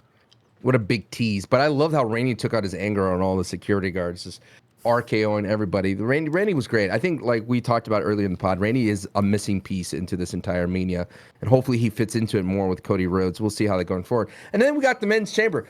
I like the men's chamber. I think the men's chamber, when it comes down to it, like it was, like you said, building a lot of Mania feuds. But I just liked how it was the story of John. It was, for me, it was just like, I'm just here to see John Cena and CM Punk. That's what I'm here for. I appreciate you, Drew. Yeah, you're all here for your Seth in the main event. Let's just hold the spotlight, Drew. Right? That's all he wants to do, right? We all know that. Damien, I was like, all right, Damien, okay. Dude, it was so funny being in that arena. I literally felt the air being sucked down when Damian Priest music hit. I felt it there, and then I felt it again during the buzz and excitement where they're counting down as to what pod's gonna open, and it was Damien's. Yeah. You could go see, you could literally see everybody putting their phones down. Oh no, whippa. Yeah. So and then of course Logan. I feel like Logan not as strong as appearance as he had last year's Chamber. I thought Logan last year had a lot more to prove than this year. Oh, poor little Santi's little throat. I'm surviving. You're surviving. You're getting there. So I think like the missing piece was off the cage type of theatrics, but we still got a great spot. John Cena going through that pod. I wasn't expecting him to take that bump. You got thrown right into it. But you missed a lot of the nuance, dude. Were you able to watch this match later on in the broadcast? I did. Yeah. Like I like, for example, one of the cool nuances that I missed was Cena putting the STF on CM Punk and screaming, "I'm sorry." Wait, the final one? Yeah. He locked it in? Yeah, he locks it in. Yeah. Go back and watch it. He locks it in. That's like 3 seconds in. Cena goes, "I'm sorry." Dude, that's a peacemaker John Cena move, dude. That's hilarious. My favorite one was like, "I miss you." And then Simple goes, "Yeah, I missed you too." Like that was it's like an interesting moment between the two, the old two cowboys going at it for one last ride. I like that idea. It just bummed me out that they used Seth Rollins curb stomp to take out CM Punk. I would have loved to see the idea of John Cena digging deep, right? Digging deep and getting the job done and beating CM Punk without shenanigans. But it adds to that heel turn. Would old John Cena take advantage of that? No. Literally no. Not at all. But here's the thing, it worked on me seeing it live and in color. I'm going to keep saying that because I could buy into the desperate babyface. I didn't see it as a hint of like he's going to turn full-fledged heel. I was buying into the desperate babyface story arc of Cena, not the he's going to sell his soul to the final boss, which is why even though he did that little Healy thing, I didn't see it as I didn't see it as a precursor to he's going to turn full-fledged heel with the final boss here before the night ends. You know what I would have liked? I would have liked a callback. Let's talk about the Rock and Cody and John Cena segment. Well, no, before I do that, what was your feeling going when you see John Cena? 1, 2, well, pass out, and then ding, ding, ding, ding, raising his hand, and the music hit. Oh, I was losing my mind. It was awesome. See my GOAT get the win, go to WrestleMania. It was great. And then, again, man, it's the happy, calm footage of the beach in Indonesia in 2004. Stop it. And then the tsunami is going to come in and just tear everything apart, brother. Oh, God. Okay, so the Rock's music hits, and then Travis Scott comes out. There's the biggest thing about people saying, like, that Travis Scott needed to be there. You kind of hinted that it was a cultural moment with Travis Scott. I think it added to, like, he felt like an NWO member that was on the outskirts, but just made the vibe better. I don't know I can't explain it anymore because there's moments where NWO, there's like 8 or 6 of them, but they all work together the way they just sit in the ring. And him sitting in the corner, him sitting on the ropes, it kind of just adds to the flavor of it where sure, would it be better without him? Yeah, but I kind of like the flavor that he added to this Hollywood faction that has more, it kind of added a little bit. The only thing that sucks is that he's going to be forever in the footage. That's it. Like, you hit it right there. Travis Scott, listen, I'm a big fan of rap, hip hop, love Travis Scott. If you are into rap and hip hop, you know that rappers come and go like that. They just do. There was a moment in the 2000s where Fat Joe was the thing. There was a moment in the 2010s where Fetty Wap was everywhere. You couldn't not turn on the radio and hear, I'm like, hey, what's up? Hello. Rappers come and go. So in the moment right now, does having Travis Scott add to the cultural impact of what happened? Yeah, absolutely. This is a moment. This isn't just a moment where we're like, oh, 5 years from now. Literally 30, 40, 50 years from now is what we're talking about with this segment here. I'm not exaggerating. This is a heritage moment for WWE. Now it's going to have Travis Scott in there. And down the line, I like 15 years, 30 years from now, people aren't going to know who that is. The way that I explained the whole Travis Scott thing is, and this is a gaming reference, Sancho, is It feels like when you have your goofy outfit in a game and then the outfit appears in cutscenes. That's what it feels like with Travis Scott. You ever heard like when people mod a game and they add Travis Scott to the video game? Like it's God of War, but is that a thing? No, but you could I mod want it to be a thing. I want that to be a thing. Yeah, sure. You could mod. PC mods are hilarious. Yeah, so that was the only thing I felt about it was like, I mean, at least they could crop in and things like that, but we wouldn't know forever that Travis Scott was there. That was my only thing about it. So The Rock comes into the ring, the cage raises, and then wait. Cody Rhodes comes out first, actually. Cage raises, Cody Rhodes and John Cena in the ceremony. You're like, oh, hell yeah, dude. We got this cool Mania, and this is it. Cody versus Cena. This is a very fun way to kind of solidify the legacy of Cody Rhodes to be able to continue his title defense against the GOAT, right? That's what we're getting, the GOAT. And so when I felt like I was like, okay, cool. You know, John Cena, the man who never gives up on himself, is like he's going to go up against the guy of the time. And for me to see The Rock, and then all of a sudden he goes, hey, Cody, all right, you give me your soul. And he's like, oh, I want all of it, Rock. I want all of it. And I love when The Rock was like, damn it, I need your soul. Yeah. And then he goes, oh, Rock, I want it all, Rock, I want all of it. And then he tells him, he says, I was waiting for that, Cody. So that was to me was the problem with Cody this entire 2 times that we saw The Rock, because I was like, Cody looks stupid. And I've been saying that. People were like, what do you mean? Cody's just scared. I was like, no, Cody looks stupid. CM Punk would have said something. And I'm so happy that Cody Rhodes finally got his over. And then John Cena does the yippee. He gets so excited. He's like, yeah, all right.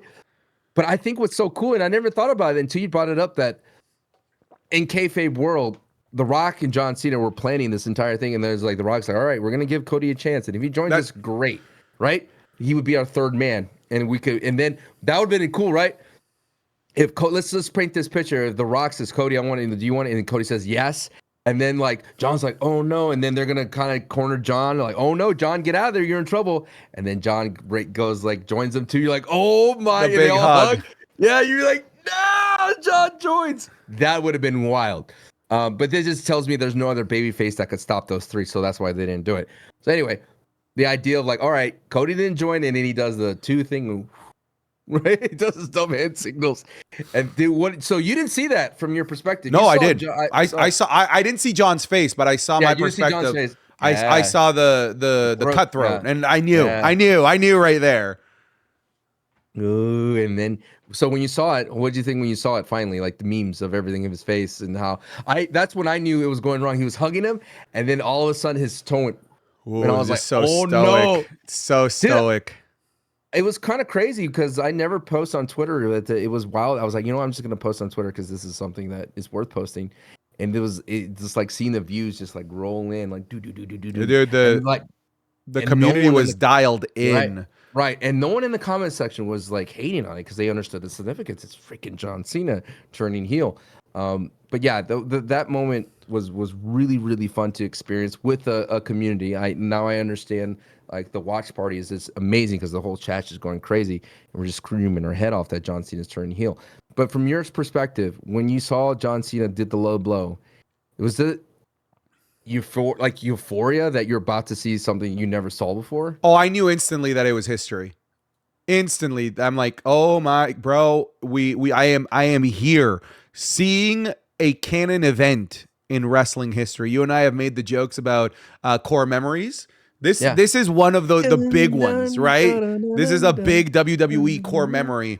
And you know, you have it as the best heel turn of all time. I think I do too as well. I mean, the only ones that it can be compared to is Stone Cold 17 and Hulk Hogan at Bash and the Beach. Those are the only ones. That's like the holy pantheon of heel turns at this point. Yeah, I think about Stone Cold, it was just a handshake, and it was just like what really sold Stone Cold's heel turn was JR. Sure. God, by God, son of a bitch, like that really sold everything, right? Yeah. Here, the commentary is like it was interesting because I was paying attention the most to it. Is like they laid out. There was no Michael Cole during the moment. They came back in later, but there was no hate and animosity. I mean, Michael Cole was losing it because apparently they didn't know what was happening, but it wasn't on the levels of JR and Triple H. But overall, great chamber. Whew, 10 out of 10 chamber. It was fantastic. Like I said, that women's tag match is the only bad thing. Chamber. Yeah, the women's tag match is the only thing. I don't know how you can hate on the fallout of that chamber. The chamber was really, really good. But then Santi, if you want to pivot, we talked about Chamber for an hour and a half, brother, because that's how good it was. Monday Night Raw, the Raw after Chamber delivered. Can we pull the veil of your accidental botch? Sure. Okay. All right. This is the Elimination Chamber review, a preview that we were doing. The predictions video that we did. We had to make an edit because Sancho made a prediction. His prediction that he wanted to make, and you can see it in the video, is he said that he was expecting Io Sky to get a shot at Rhea Ripley the night after WrestleMania and win. But he accidentally said, and we cut it out, was that Io Sky was going to beat Rhea Ripley for the World Championship the night after Elimination Chamber. Sancho's like, no, I want let's remove that. You know, I don't want that to I don't want that to be the focus. That I got that was a little botch or whatever. I want the focus to be our predictions. Yeah. Sancho, you retconned yourself out of the greatest fucking prediction of all time. You retconned yourself out of the greatest prediction of all time. You accidentally called it. Io Sky defeats Rhea Ripley to become the women's world champion. And the night after Elimination Chamber, like you accidentally said. I know. Who else but me? But we never do that. But the reason why I wanted to do that is because I felt like at the time, it was like, dude, the Chamber prediction videos and all our prediction videos get the most views. Mm-hmm. And I wanted us to have let's focus on our predictions rather than my slip up, in my mind. Yeah. Because I literally got the worst angle. Because then you're like, hey, wait a minute, do you mean the Raw after Mania? I was like, oh yeah, that's what I meant. That's the other thing around. Because in my mind, it makes no sense, and in everybody's mind, for Rhea to drop the belt a month before Mania. Like you would have said, Sancho, you're stupid. There's no way. 100%. It's funny because some of the comments on my reactions videos, like, Santi, I'm homeless. You told me I could mortgage my home, and I did. I'm like, like in all my predictions and conversations about this, I was like, there's no way that Rhea Ripley loses this. There's no earthly way that Rhea Ripley does not walk out as world champion. And then here we are, based on how. By the way, great match. I kind of dug the ending as well with Rhea Ripley.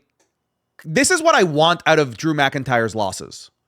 Not him getting rolled up. You saw how she was like talking trash to Bianca Belair, and then Io was able to counter everything, hit the finisher, but it wasn't like roll-ups like Drew McIntyre. This worked so much better than the Drew McIntyre getting in his own head roll-up losses that he continues to take. But it does, I will acknowledge this, even though Io is my favorite of all time, this does rob us of the singular dream match of Rhea versus Bianca. Because It's not ready yet.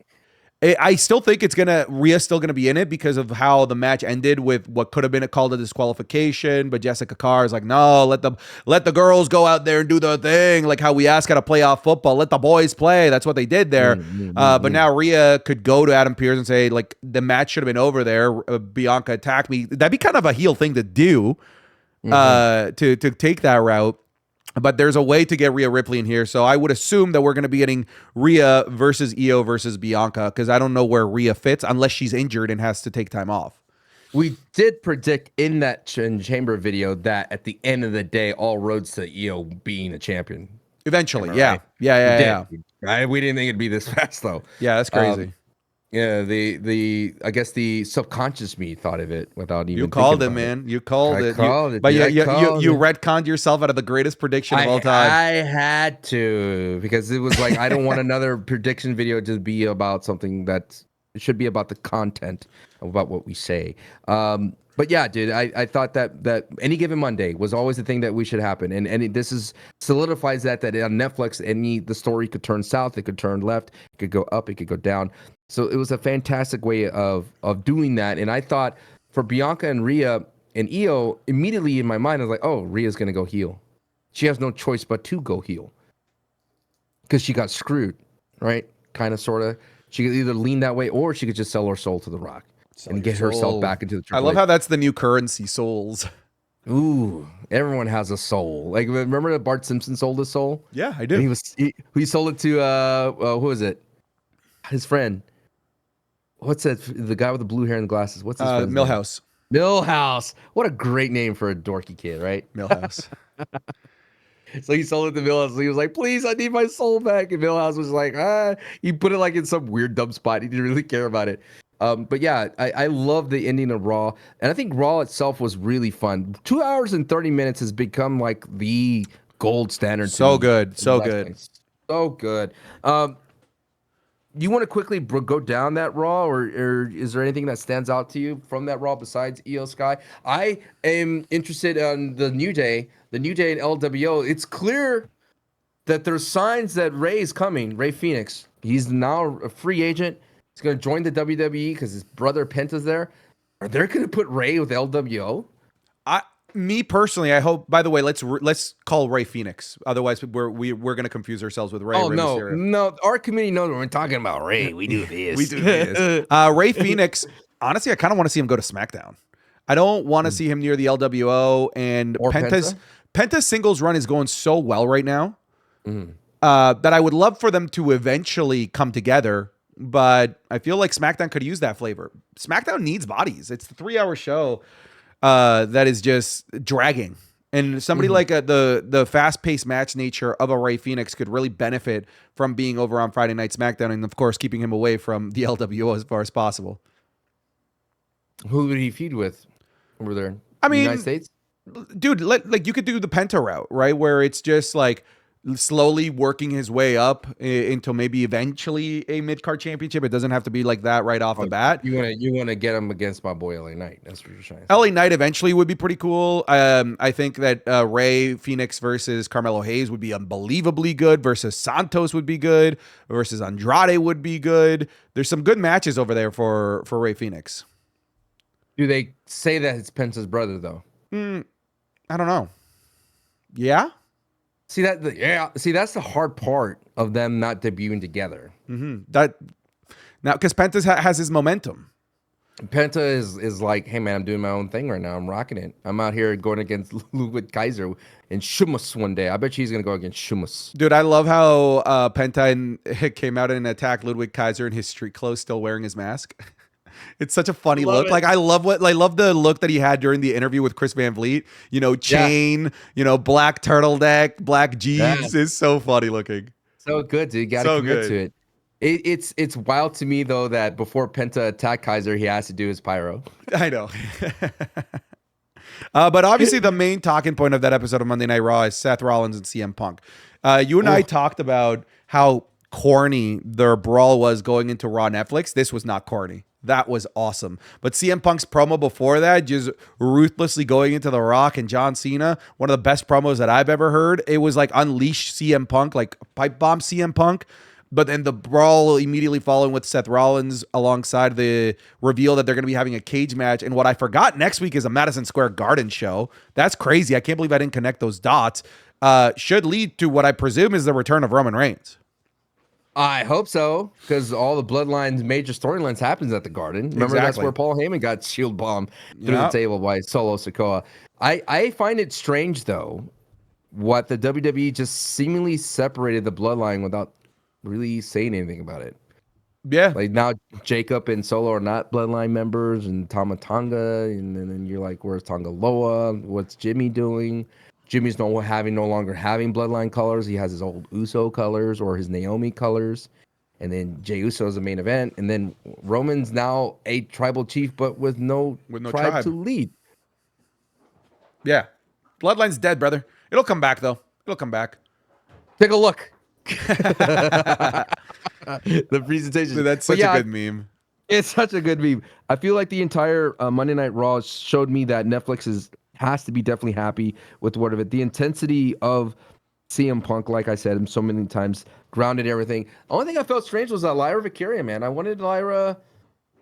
I'm with mid-card titles. If someone who has it looks better with it, I'm like, ooh, Ivy Nile. But Lyra, it was a great match. It showed she has the tenacity, the ability to survive a knee attack from Ivy Nile.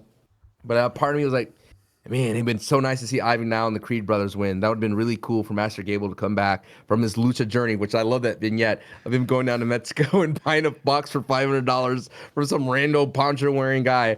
Don't know who it is, but I would have loved to see that for the America Made.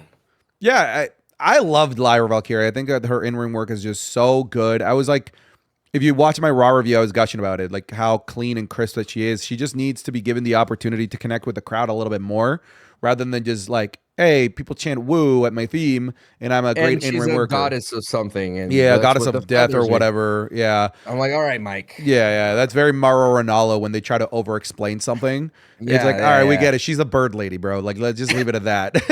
That's just like all it is. The Home Alone 2 pigeon lady? yeah, the pigeon lady. Yeah, of course. That's the pigeon lady. All right. So, okay, my question for you, though, for when it comes to Monday Night Raw, one thing that we're forgetting here that's being overshadowed by Chamber and everything is Jey Uso and Gunther.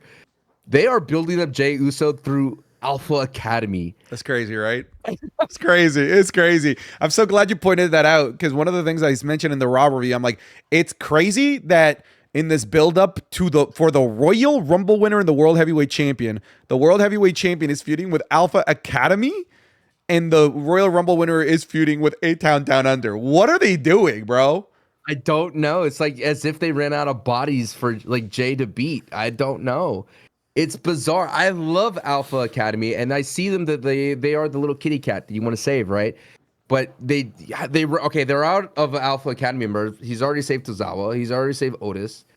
And they're still telling me in this narrative that he doubts himself. Give me a match where he doubts himself. Dude, let Penta beat him. Like, that would be an interesting thing to do. It'd be crazy to do, because then you're like, hey, you're making your Royal Rumble winner look weak going into Mania. But that's what you need. You need Jey Uso to look uber weak and like an underdog that has no belief in himself to overcome all that to beat Gunther, right? That's what I'm wanting for.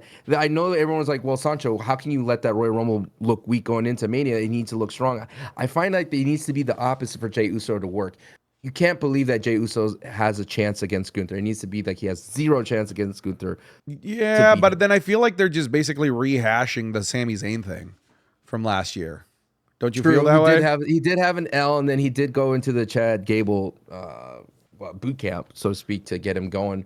Maybe, but that's what always works against Gunther opponents, is that this overwhelming sense of pride and confidence and cockiness that causes Gunther, because Gunther's going to run out of people to obliterate. I did not think he was going to be able to powerbomb Otis, and he did. Who else he's going to beat down for Jey to save? His brother, Jimmy? Maybe. That's the play, but I don't think that they would do that, because that would kill Jimmy's momentum that he's got going. He's got his own thing. Jim. But that would be a really, really cool play if he were to take out Jim and start. Sami Zayn is another big play there, but Sami Zayn is apparently out indefinitely. We'll see, though. I will say this is maybe a bit of a blessing in disguise now, seeing the dust settle from Elimination Chamber for Jey Uso, that now he doesn't have to shoulder the burden of being a Mania headliner, because there's no way he is. There's just no way that he closes any of the nights. He doesn't close night one. Jey Gunther is not the story to close night one. Whatever they're doing with CM Punk, Seth Rollins, and Roman Reigns, that's going to close out night one. Now knowing the huge other main event that there is, the fact that we've got a Rhea and Bianca thing and Io Sky going into Mania, in my opinion, all of those matches kind of take precedent over Jey Uso and Gunther, which in my opinion, although it overshadows Jey and Gunther, it's not the worst thing in the world to take that pressure off of Jey and Gunther to deliver like a mind-bendingly good match, because they're not going to. They're not going to. I think that's what's missing in Jey Uso is the banger match. Yeah. All his banger matches are tag team matches. Yeah, if you're a tag team single star, if you're a single star, you need to have the ability to have banger matches, so that when you're either building up a champion or building up a babyface or building up a heel, they need a banger match going up against the champion. And Jey Uso, I don't know, can he deliver banger matches as a single star, as a champion? We'll see. You know who can? Who? Braun Breaker. Oh, he's so good. He's right? so good. Does it feel like they've forgotten about Braun Breaker and AJ Styles? Probably. Like they're pivoting over to like Finn Balor? Braun and Finn. Yeah. Don't do that. Finn Balor. Stop. Finn Balor. Do you know who people say that should be the next member of Judgment Day? Who? Roxanne Perez. Ooh. I mean, it'd be a pretty strong female faction at that point, but like their problem is not a women's wrestlers. Yeah, their problem is in the men's division. They just get owned in the men's division. They need a dude. I tweeted this out. They look like the Power Rangers, the putty goons. You know, Yeah. that's all they Yeah, do. I remember those guys. It's funny when Carlito in the Christian Elite interview goes like, dude, I don't want to face Braun Breaker. He hurts. And then I've seen like 2 times after that interview, Braun Breaker destroyed Carlito. He hurts.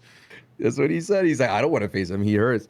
But yeah, overall, I feel like SmackDown and Raw, they're in a good spot. I feel like everybody now is in a good thing. I like how they pivot from SmackDown because of what happened with Nakamura, and he had the death of his close friend, that they were able to do like that impromptu tournament. I thought that was a really cool way to showcase a lot of people, and I love that Melo did the Eddie Guerrero spot. That was fun against Braun Strowman.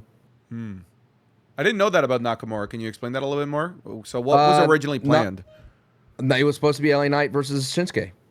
Like a U.S. title match, right? Okay. It was supposed to be on that SmackDown, and then they had Nakamura had that death in his close friend that was like an older brother, according to his tweet, and they pivoted to this #1 contender tournament where you had the multiple matches leading to the triple threat, and I thought it was a really good way to showcase the mid card. I mean, everyone looked great. I loved how it all went down, and of course, Braun Strowman. Was there an on-screen explanation as to why LA Knight needed to win another #1 contendership? Or no? Did they just like no, they had Nick Aldis came out. Oh yeah, because you were in there. You were there, right? I forget that you were there. Where did that? Did you see the SmackDown?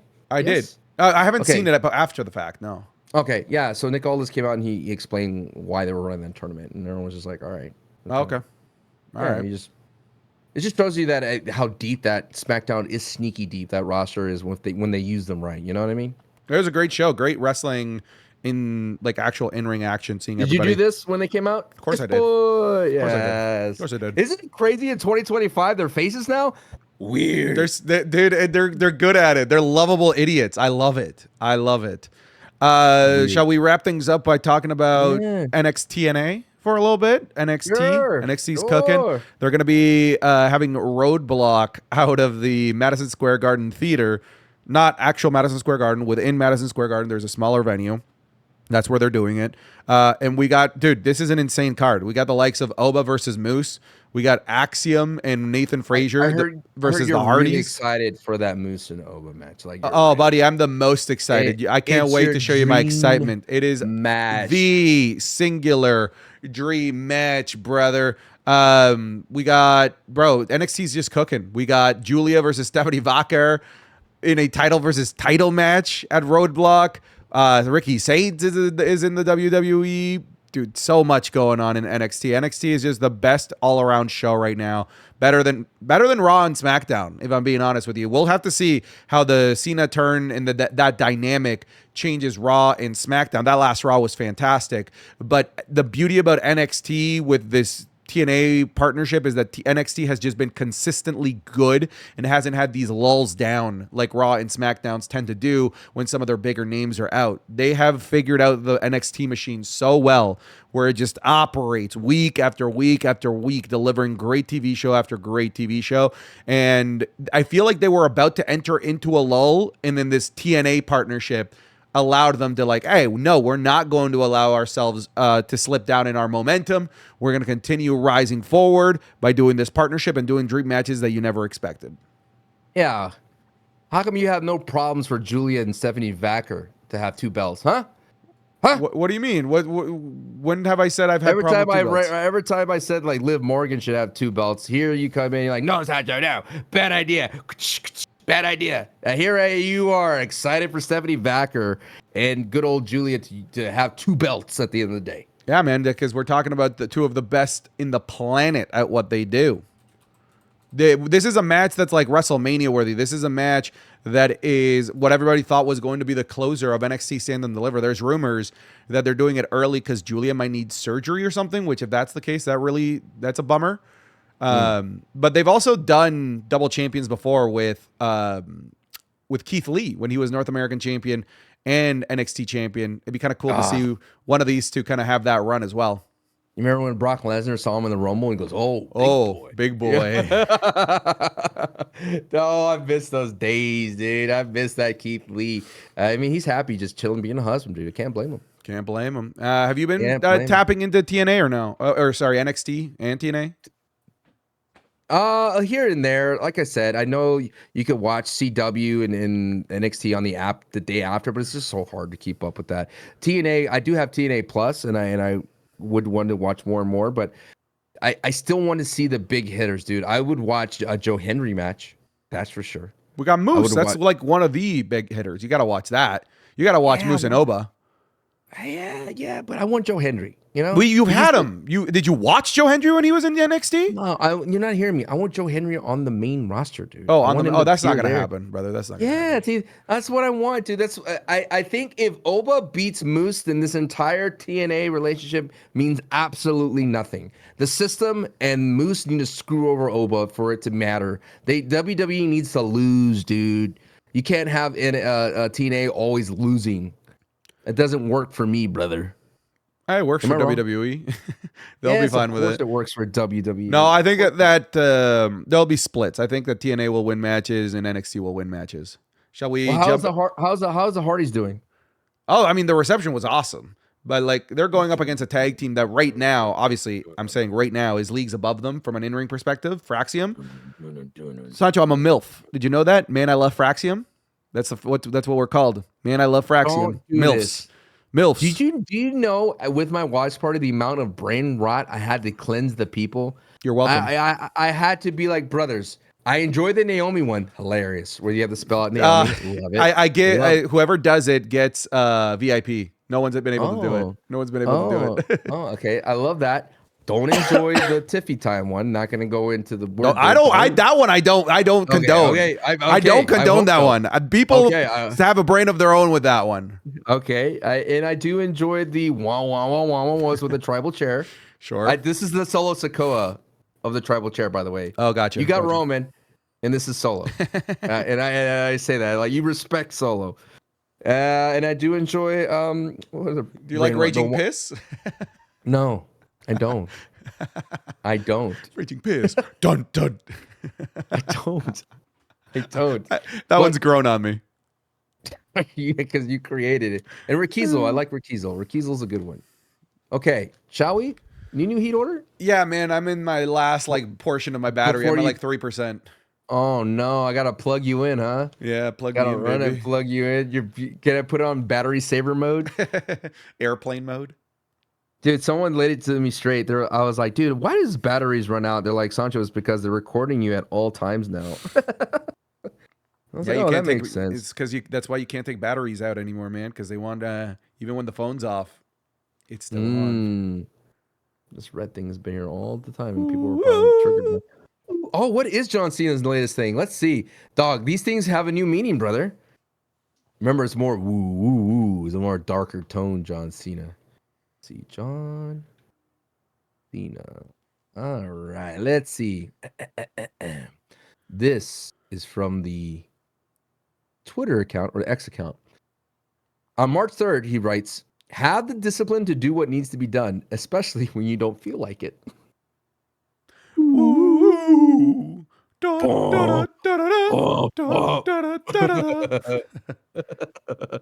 Dude, 11 million impressions. Just to show you, this guy usually gets around 800K, 900K, rarely breaks a million, right? Rarely breaks a million with these tweets.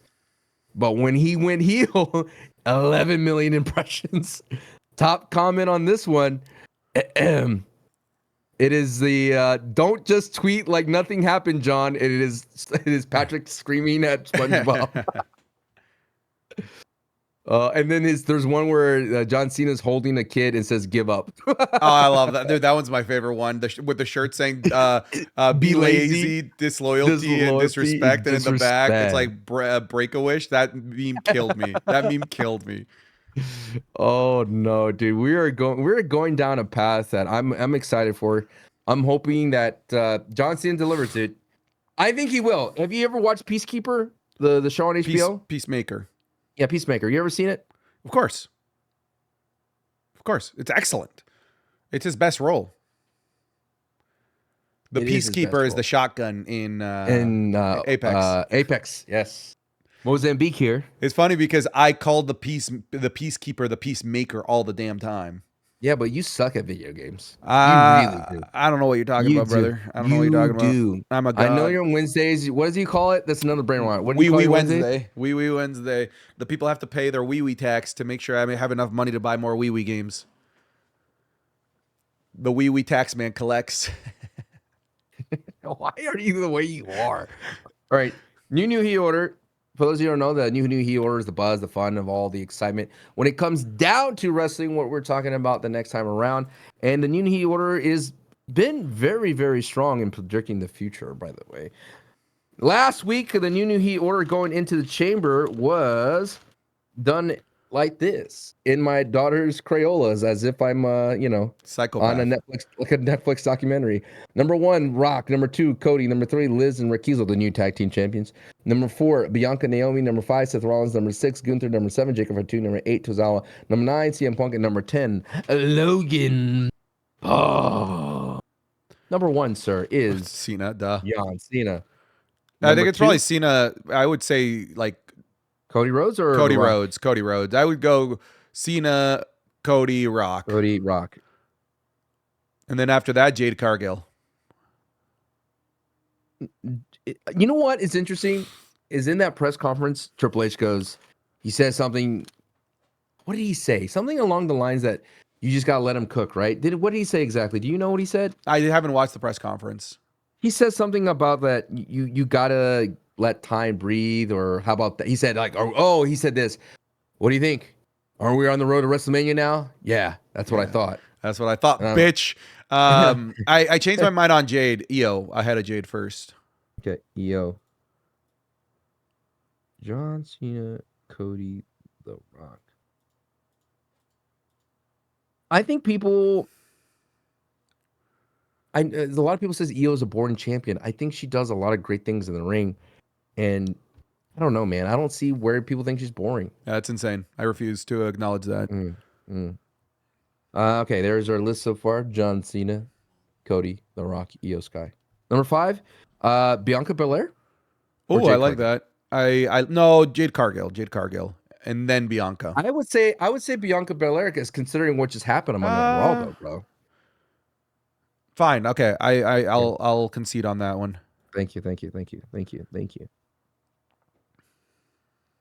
You know what I thought as well? That The Rock could try to buy Bianca's soul by saying, Bianca, I know you want to be more than just a reality star. I could give you Hollywood, right? Sure. We got, I would say, Punk and Rollins. So Jade after Bianca Belair? Yeah. Okay. Jade. And then Punk Rollins. Okay. I would go Punk first because of his awesome promo. I love that when Seth Rollins' music hit, they just fought. Yeah. It was crazy. There was no more talking. No more talking. But I was getting roasted by some of the community because they're like, you don't use a VPN, you're missing on the brawl. I was like, oh, really? The brawl that's not going to probably be shown in the recap. And they showed it like 8 times after. I'm like, oh, I'm glad I got my VPN to see that when it was shown again. Guess what? You and your VPN, you saw it another time and another time. Yeah, but you missed out. You missed out on the Great Braun Breaker promo that was on commercials. Oh, what did he say? I don't remember, but it was good. Yeah, exactly. No, it was like Steiner math, but like about health. Like he was talking about apples instead of like numbers and math. An apple a day keeps the doctor away, but nothing keeps Breaker away. He's gonna do it again. He's just working on it during commercial break. Don't you see? You think that's what? That's funny enough that you say that. That's what they did with Kaiser. Kaiser's promos were like, "Look at me, I'm the attention." Blah blah blah. They were always on commercial, and then he finally cut it. Yeah. And then now he did it on TV. Maybe you're onto something there. I'm always onto something, brother. You're onto this. Don't you dare. Number 9. Who's number 9? Number 9, brother.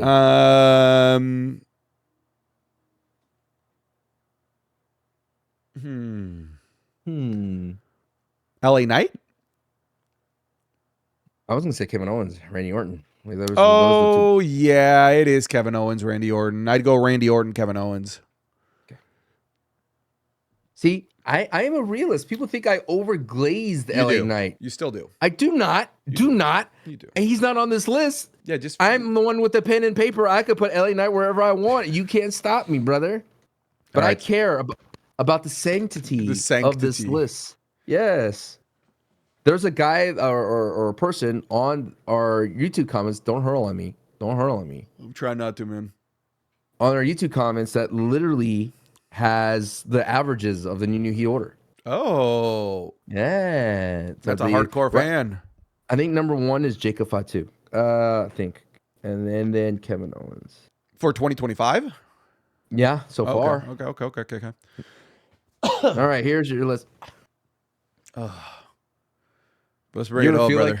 You ever feel like you're on a spinning room? Do you ever feel like a plastic bag drifting through the wind? You never start again. I'm not even muting my coughs now. If you've made it this far, you're good. You're watching the rest of the show. Cody, The Rock, Io Sky, Bianca Belair, Jay Cargill, Punk, and Seth Rollins, and Randy Orton, and Kevin Owens is your new Heat order. Now. Oh, Sancho, I survived my Michael Jordan flu game. Did you let out any gas during that time? Like fart? Sure. Dude, that's every episode. That's not even the flu episode. Every episode I let out a couple of flutterbusters out there. Your little toots. Yep. All right. Well, folks, thank you so much for listening to this Fever Game episode of the Wrestling is Cool podcast. Once again, I encourage you to check out patreon.com/Santi's app to get all of the content that we create. An extra special bonus shout out goes out to our $15 patrons who are our producers of the show and allow Sancho and I to do what we do as often as we do it. So an extra special thank you goes out to Heel John Cena is what's best for business. First Patreon, Crazy Dude W, Babysitter Sancho, Aaron Garcia, Abdullah Kaja, Aiden, Adrienne, Aiden S, Akai is gone, Alex Regal, Alex, American Nightmare, Cody Lander, Anita Maxwin, Anthony A, Antony, Arrogance, Ashley, Asperlitz, Aussie Kingslayer, Austin Gregory, Authentic Chocolate, Bailey Saunders, Beckham Dragonov, Ben Farton, Barry, BFD is the skull crushing finale but with less steps, Be Hostile, Big Bronson's Meat, Big Shy, Blast Pass 64, Blue Bod, Bluefish, Brad, Brady Keaton, Brady McGlynn, Brandon, Brock Buster 22, Bryson Miller, Caleb Williams, Callis Cavan, Cameron Noel, Cameron Waring, Cameron Talks WWE, Carlos Gonzalez, CB, Chase, Chimchars Collectibles, Chris Butner Lucas, Chris Eastes, and Chris Eric Clark Jr., all these law firm names, Sancho. Christian Billick, Clay, CM Drunk, Colby Mayo, Colin Roach, Cody Lander of Pentatrain, Connor Hoffman, Connor Williamson, Corey King, Dalton Dunbar, Danny Mann, Danny Gunk, Dark Flame, Darren Dunstan, Derek Barnhart, Devin D. Lopez, Dom Should Win Everything, Drake Hughley, Dumsky, Dwayne the Dog Johnson, Dylan Kana, Eduardo Avila, El Jochi, El Ferreira, Emmanuel Holmes, Aaron Thorne, Everybody Loves Ramon, Henry Ramon, Isatch Rock plus Ricochet equals Rock O'Shea, the final bald. Fishing with Papa J, Fletcher Walpole, Floating, FMFCMA, Forever Wrestling, Franklin L. Everett, Fruitful Vibes, Gamerscape, George Valdez, Gilbert Deans, Goatman of Cheese. I don't know why that got me.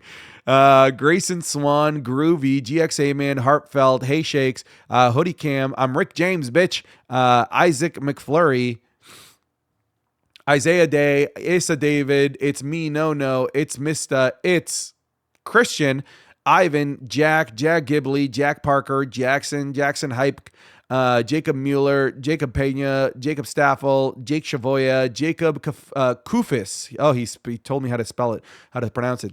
Jacob Kufis. All right. James Brian Belugo, Jason De Dios, Javier Rodriguez, Jalen Steele, JC Worley, Gene Carlos Capellan, Jeremiah Finley, JJ, Joe Velez, Joey Romig, Jolly Green Giant, Jordan Litch, Jordy Marte, Josby, Jose Ceja, Jose Santi's cousin, Josh Sutton, JR, Jetson Daniels, Juicy J, Justice, Justin Brooks, Justin Perkins, Justin Rivera, Caden Reverse, Kai Lone Star Jordan, Caden Bailey, Kensaku, Kuwaiti Rick Boogs, Kyrie Lawrence, Lauren Barker, Liam, Lil Shifu. Woo!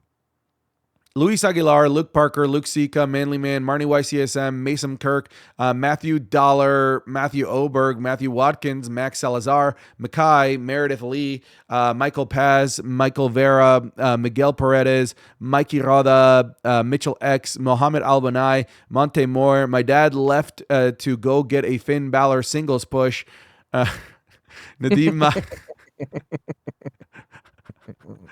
Nadim Maya, Nathaniel Stevenson, Nellen Zach, Nicholas Kyle, Nighthawk, Nina Ure, NyQuil Pad. I could use some NyQuil right now. Noah Burden, Obi Nobi, Oliver Hammonds, Osama Awad, Pat R, Pat McMark, Patrick Mahomes crying, Peter Novak, Pim Kaw, Preston Botter, Preston Smith, Frody, Puke 1904, Puppet Spanker Johnson, Reaper God, Rick Marr 1R, Ricky Dutcher, RKO, Robert Rogers, Rocky B, Royce Ruffo, Riley, Sad Vega, Sam Duke, Sancho doesn't get a safe space. Sancho West more like Rancho Test. Santi wants Sancho to give him the glaze. Saudi Rig Bugs, Scotty Bear, Screamo Scott, Semba, Seymour Butts, Shaggy WWE, Shane Carlin, Shitstain Nakamura, Simon Scareborn, Sip God, Sir Alberton, Slow Toke Rodriguez, Solo, I love you, Solo, fuck you, Squirt Angle, Stephanie Vacker lookalike contest in my bedroom, Stucky, Sugar Shane, Sugar, Super Malachi Galaxy, Taco Bullfish, Tarman Bryant, Tanner Cloudis, Taylor Moon, not gonna say that. Should probably change that username, brother. It's not funny. The final fucking boss. The final pebble, that's not a safe space. Timmy Fitzmaurice, Toasty Boy, Tobias Burnett, Tom Lehman, Trent Head, Trinidad Vasquez, Two Belts Tality? Yeah. Tyler Free, Tyler Logan, V Charles, Vegan Penguin, Vin Diesel is the only one that can beat Cena. Juan Pablo III. Hey, Dwayne. Where's that referee? The Rock's trying to fuck on me or trying to fuck me. White Mexican. William Newton, Willie Cecil, WWE Undisputed Dumbass Sir Nightmare, Xavier Lewis, Javier Rodriguez, Zach Zmira, Deadshot, Zach Griffin, Zach Hewitt, Zach Butcher, Zay2K, Zerxito, and Lord BBNJ. Thank you very much for listening and or watching this episode of the Wrestling is Cool podcast. I do appreciate everybody that stuck through my flu episode, and we'll see you guys in the next one. You guys take care. Goodbye, everybody.